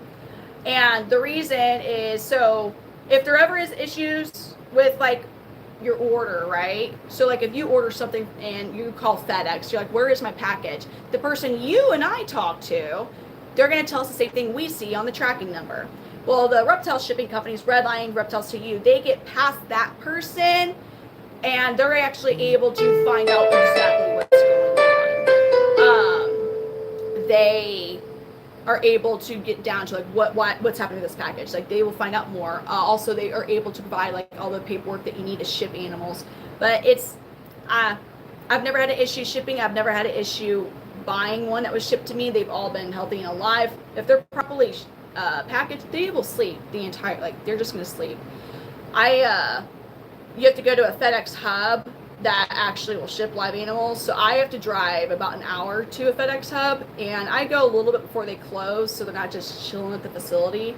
And then they're in their destination FedEx hub, because then you go and pick them up, because you don't want them to go in the truck. You don't want them to go in the FedEx delivery truck. Like think like Toy Story 1 with the pizza delivery truck, like that. We don't want that to happen to the chameleon. But they'll be there in like less than 12 hours. And there's certain rules and requirements, like you're not supposed to, I mean, and they make sense. Like we're not shipping if the daytime highs are under 38 degrees. Like this makes sense. Maybe they do. He is my first, not just, I like to live on 20 acres of no neighbors. You know what I'm saying? I do like to live in the country. I do live in the country. Why is this live? Do you want it to be? So temperature control, so they're in insulated boxes. If you're asking about shipping, you're shipping them in insulated boxes. If you are having, shoot, I always forget the actual range, because I always like look at the thing. For like a heat pad, now it's a Reptile, it's not just a heating pad like for your fingers or whatever, right? Like it's specifically for like live creatures. There's a certain temperature range where you would utilize that. Now you don't always use that. The point and purpose of it is to keep the inside of your box at a temperature like your like 70s, 80s. You're not trying to like really like heat it up. But the warmer it is outside, if you use a heating pad, it's gonna get hotter. So there's certain temps that you would not use a heating pad or heat, whatever you want to call it. Oh God. And there's also cooling ones. So that you would put in there to help keep it cool. There's also another thing that you put in to help extend the time of like those individual like heating and or cooling packages that you put in there. And there's a couple airflow, but you guys, so when you priority overnight shipping them, their exposure to outside is pretty minimum. So it's going to be that brief period of from the inside the FedEx hub into the delivery truck that they take to the airplane, that exposure from that into the airplane, the temperatures, like they're not going to be, the airplane temperatures from my understanding, obviously I've never been in a shipping airplane, but they're not going to be freezing, but I am. No, don't ever use a heat rock for chameleons. You never want a heating element in their enclosure. I'm talking packaging. And like the heat pad that you would use, you actually put it never directly touches the container or whatever you're actually putting the chameleon in. It never touches that. That's a very important rule to know. Like it never touches it. You put either a lot of like shredded newspaper stuffing, whatever in between it, and you never actually let the heating thing touch their container that they're in. The whole point is not to directly warm them up, it's to keep the inside the box warm. They're gonna eat anything that's small enough that moves that fits in their mouth. Insects are their main diet. A lot of people in Florida keep their chameleons outside year round in some parts of Florida. Yes, he matches my shirt. Look at that. It's like whoa. He's just this color. This is just his natural color.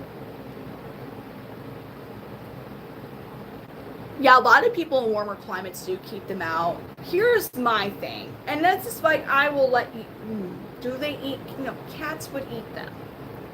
Cats would eat them. Because cats, I love animals. I have a cat. But they are always capable of like, wait a minute, I'm a spawn of Satan, actually. And like just completely ruining your entire reptile collection. Yeah, especially with mesh enclosures. They're like, oh, instead of knocking over a cup of water, I'm going to knock over your chameleon and eat it. Cats. Apex predators that we now have as little household pets. No.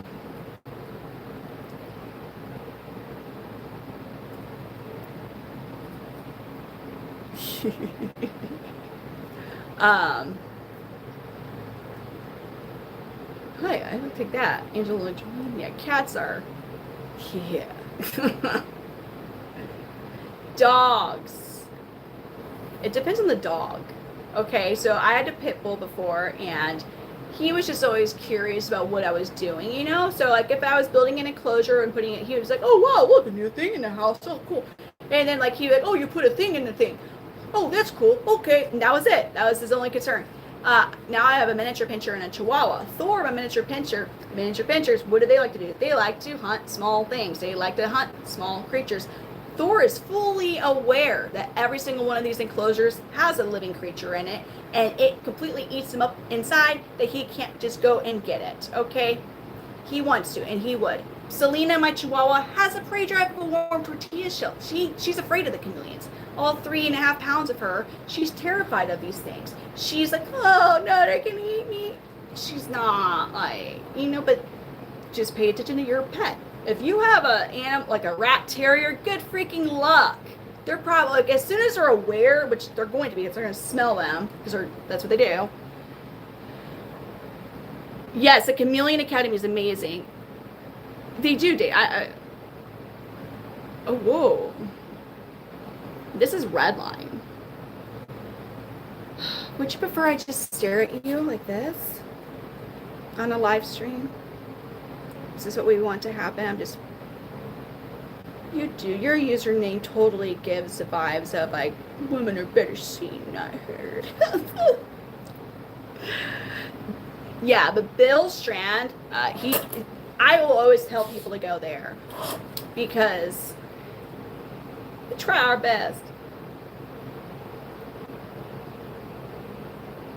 Yeah, main pins are high energy. We don't want to. I adopted Thor when he was 3 years old. Shoot, man. I was like, I'm happy somebody else did the first 3 years of his life because hot damn. My eyeshadow is from, it's an indie brand, Inslee Rain, and the palette is Groovy Garden. Yeah, inbreeding is not good. So I don't inbreed. I am very picky about who I get my chameleons from, especially females. And I like breeders who have very good lineage records. So the rule is for inbreeding, and this is for most reptiles from my understanding, if it's 4 generations out, it's okay. I don't want to do that because I don't do that. But that is what some do. And when it does come to inbreeding, it is, if you're going to reintroduce familiar blood, you should do like where it's a sire, right? You don't want to reintroduce, so he should only have like, oh God, I'm getting tired. So now I'm forgetting like words. So I apologize. You're only having a partial relate, like just the father side, the paternal side. You're not reintroducing both paternal and maternal genetics if you're just introducing a sire back into the line. Now, if you're like, oh, this is recursion from this, and you're introducing something that potentially has like almost, that's where you're going to really get into issues with like, and here's the thing with chameleons with inbreeding, it's not just your typical like, oh, look, cleft lip. It's not your typical visual inbreeding issues. You could get like internal issues that you are unaware of.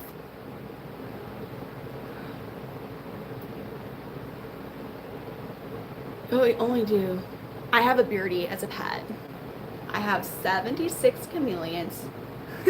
Thank you, David. I really feel like I was saying.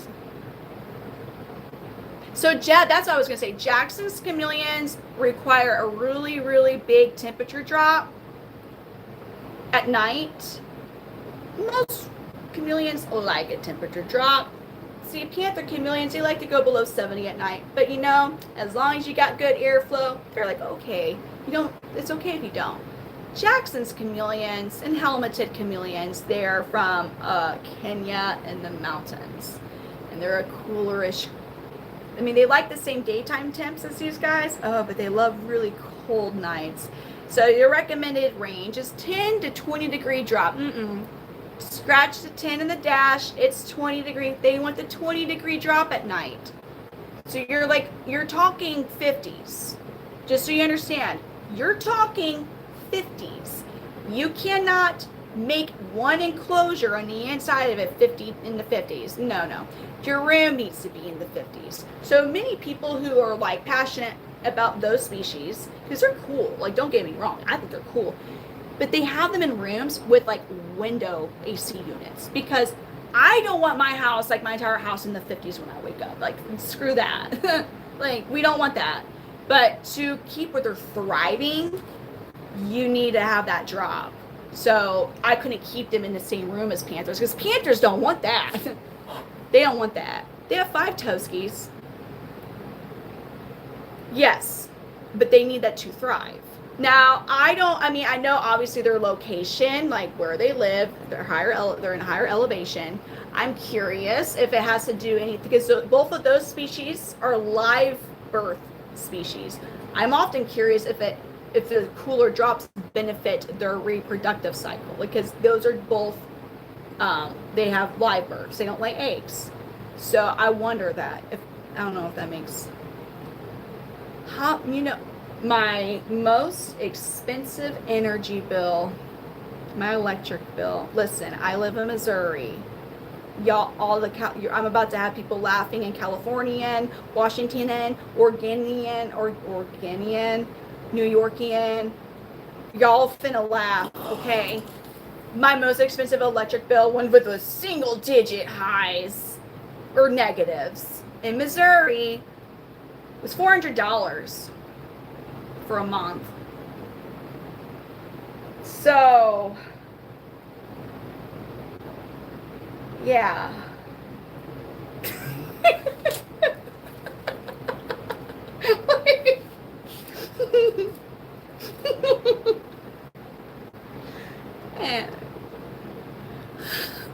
Why do you what? You're coming out here now with some like real sore topics. Listen, I am a Missourian, but I am a St. Louisan.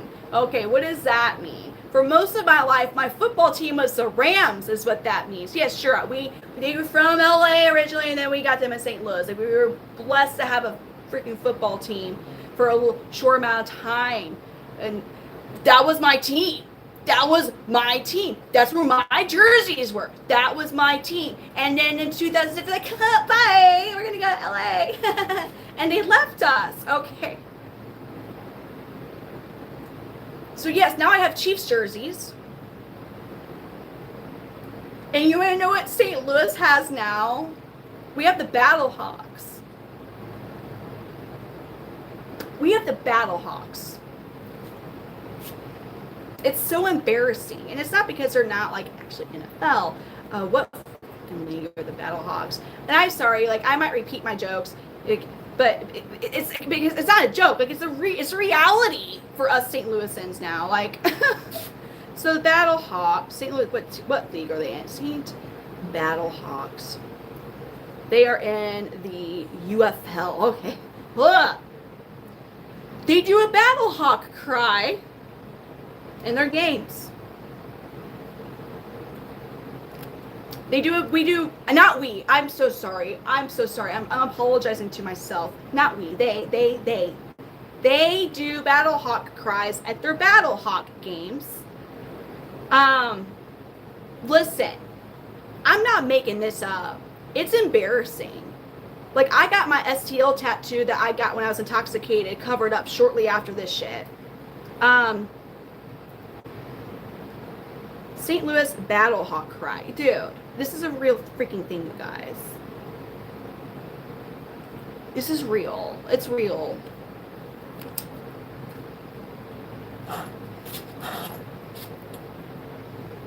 I'm so... The battle hawk.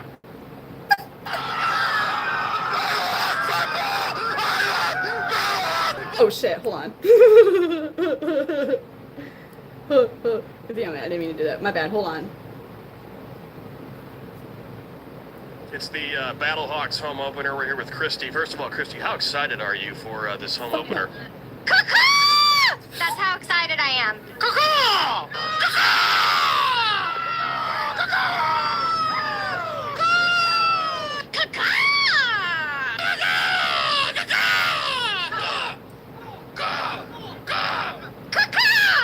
On the road to find another caw. These people look like lovely, friendly tailgaters. Caw is the law. Do you guys know where the Stan Kroenke pinata is? Oh, okay. Caw-caw!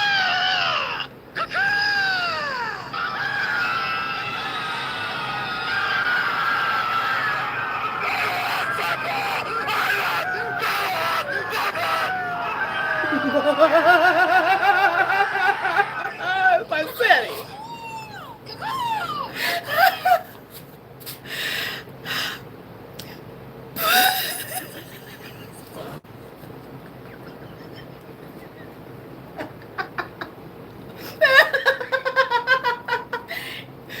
Dude! Caw-caw! The Battle Hawks. Caw-caw! Ah! Dude.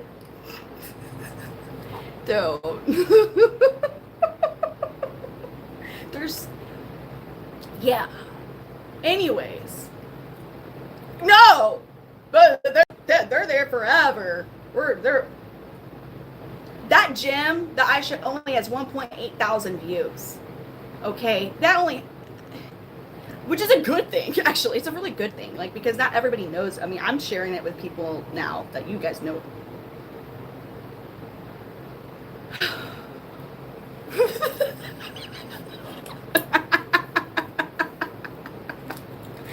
Oh, no, man. Yeah, now going to Blues hockey game, those are fun. No, get away. We weren't going to watch the whole video, but there's more to that video. Yeah. So, we in St. Louis did not handle losing our Rams that well, good at all. We're a good, St. Louis is one of those, like, really, like, we're a good home team. Like, we are very supportive fans. Like, we go freaking pretty crazy. Like, we don't demolish our city if we win or lose. Like, what is that, Philly? Isn't Philly the place that, like, it doesn't matter if they fucking win or lose? Like, they just, like, destroy their town, their city? I don't get that. I think it's Philly. We don't do that. But we're pretty passionate. And so, like, they didn't handle not having the Rams. And so that was the after, yeah. So, I would love to have an actual NFL team.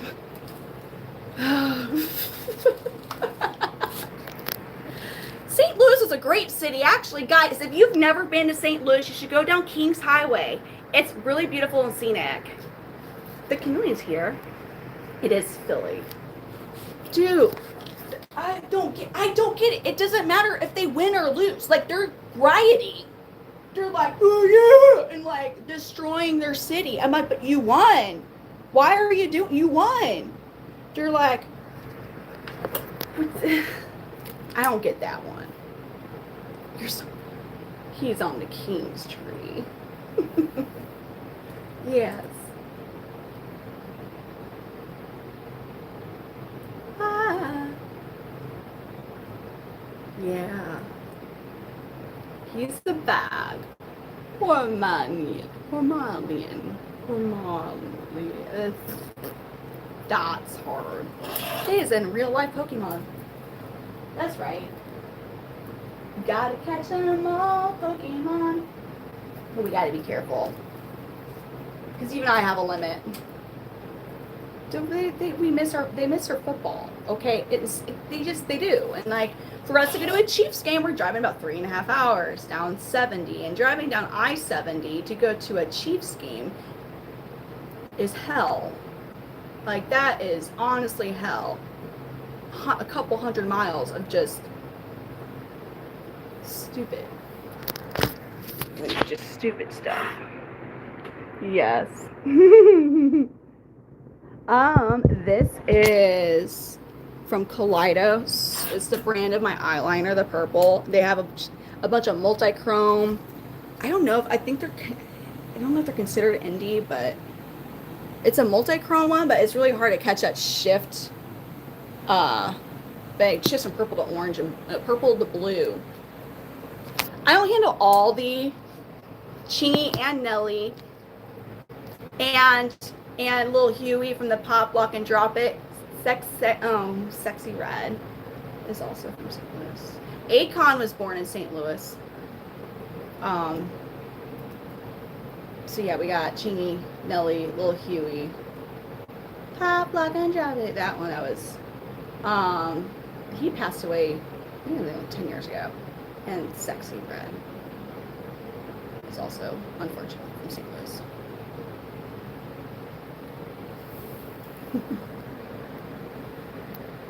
Jefferson City. I accidentally almost ran over Chingy, but yeah.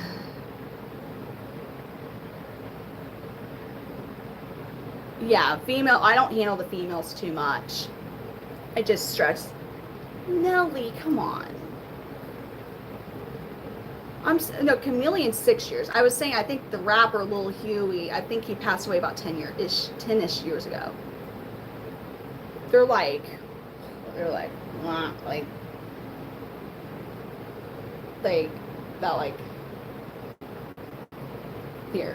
I got them when they're like little. So, and they're maybe getting close to a year old. I don't know how, yeah. I'm trying to think how old they, but they like, so here, like, and they would fit like in that, like from this hand to like where my fingers are curving. Thank you, Curtis. My oldest chameleon, Redline, and Mondays are both almost 6 years old. I have a boyfriend. His name is Kay. We don't get make sure the lights are going off. I'm a military brat. I will say I've lived in the St. Louis area the longest. Now, the St. Louis area also includes Illinois. So I did live in Illinois, like on the Metro East Side for a while too. I've lived in Kansas for a brief. I didn't like Overland Park. And it doesn't really count. It doesn't count, but I guess I lived in Arkansas for, it doesn't really count. Because as soon as I crossed Missouri, Arkansas state line, I made a left, and like my backyard was a state line, essentially. So like, it doesn't count. Arkansas, beautiful. It was beautiful where I live. It was just different. And now it was just like dry counties, which wouldn't matter now because I don't drink, but they don't really have like snow services either, like for the roads. It was different. Way different than Missouri. Mountain Home. I was in Omaha. Right off of Old Highway 65. I went to College of the Ozarks down in Branson. Too pretty for Missouri. What do you mean? We got... I'm trying to think of female celebrities from Missouri.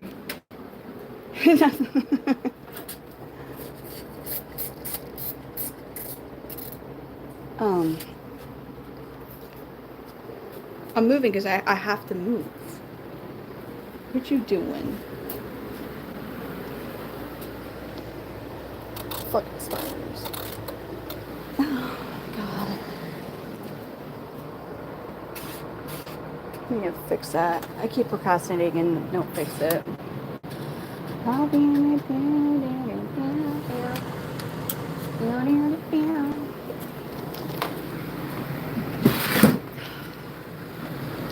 Oh, man. Cobwebs and shit. Whoa, I hate spiders. Okay. Meow. The dumpies. Oh, hold on. Shit. That was almost not good.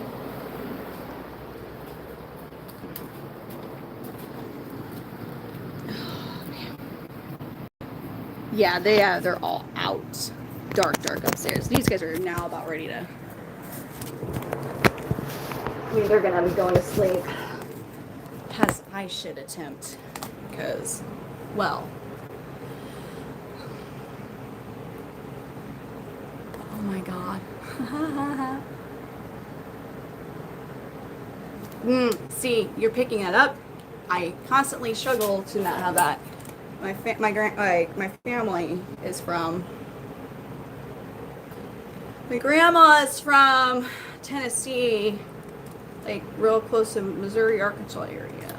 So now my grandma, her southern accent was pleasant to hear, but her family, like, man, it's different. That's a very different accent. It's a very different southern accent. I can understand it. And oh, dude.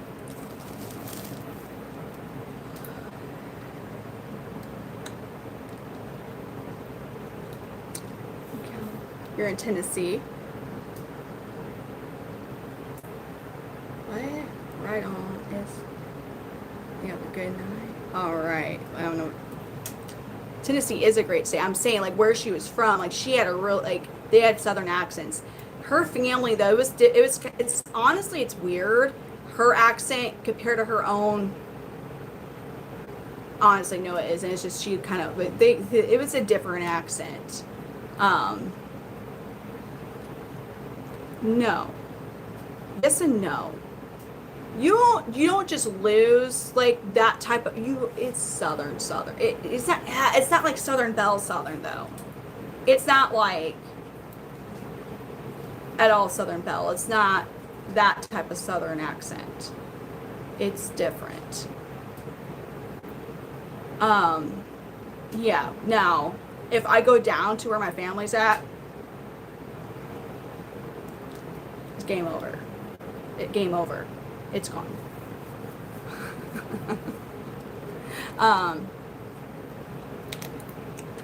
It's bad. Like yeah. I say it's bad. It's just like, oh man. But no, my grandma, she always had a southern accent. Now when she would go see her siblings, and they were like, it got real deep. It's just, I mean, I feel like the part of Missouri I'm from, like, we do say, like, y'all, and, like, there is a little bit of a southern accent in the area I'm in. It's kind of southern accent in the area I'm in, but it's just, I don't know.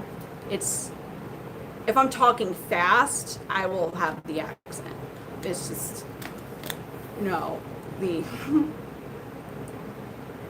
yeah, so, like, my uncle Tommy Lee, and that's okay, so, like, my family, like, they had the first two names, like, Tommy Lee, Linda Gale, Sarah Gale, Shirley Lynn, like, it's just how it, my grandma was May Helen, like, and that's how they would call each other, like, May Helen, like, Sarah Gale, Linda Gale, hey, Tommy Lee, that's how they refer to each other, like, that, you had to have that. Yes. Yeah, but, like, Tommy Lee would, my uncle Tommy Lee would just, First of all, he always had a big wad of chew. I honestly thought he had like a tumor or some scar tissue from like an injury. No, it was just chew. Like it was a huge wad of chew. And like the last time I went and visit them, he came up to me. He was just like, yeah, I just got down from that creek down there. I was going to go look down at some catfish. Now I'm going to some logs. And I'm going to get that log and I'm going to go get them catfish. Man, they don't be all catfish. Those little bitty catfish. I'm going to throw my hand right there and pull them out. Man, be all catfish. I was like, I actually said words. But that's how they talk. Okay, it's different. He said, yeah, I just got back down from the creek up there, and there was a really big old catfish up there. And when I looked under that there log, I pulled out this huge big catfish, and man, oh, he was a big catfish. That's what he said. It was so rough. Like, it was so, I was like, because, like, well, no, it's not, they're not, like, they're not. It was, that's what I'm saying, the accent's different. Because it's not that southern dialect. No, it's not that. It's not that nice. It's not that accent. No. It's like, yeah. Yes. My ex-husband and I were together for almost 13 years. He never met that side of the family. It was a whole run-on sentence. And then when my poor grandma was passing and she was basically in hospice, and one of her nieces came up to the hospital,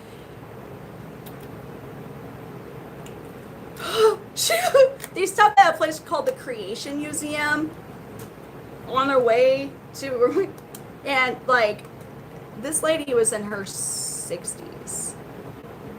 I'd never really been aware of dinosaurs. Like, she didn't really have much education about dinosaurs. And she was so excited talking to me about a T-Rex. She goes, man, that T-Rex has some real big teeth. I was looking at that statue there, and like, oh my God, those teeth are huge. Those teeth are like this big. And I was like, oh God. She said, man, the T-Rex has some real big teeth. And what's going on? Like, I was just like, it was, I mean, it put a smile on my face in a really sad time, but I was like, shit. She was like, she had never seen like dinosaur stuff at all.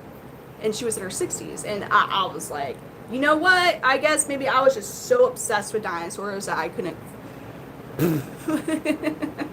But I am going to call it a night. So yeah, I had some really, and then German. So hey, really great. Like my Oma has an accent. So a German accent. Very. And it's getting rougher now. No, I know. Yeah, they're like, listen, Linda. God, that wasn't even Linda. Linda Gale is her sister. All right, everybody. Good night. I'll see y'all tomorrow. You have an amazing rest of your night or morning.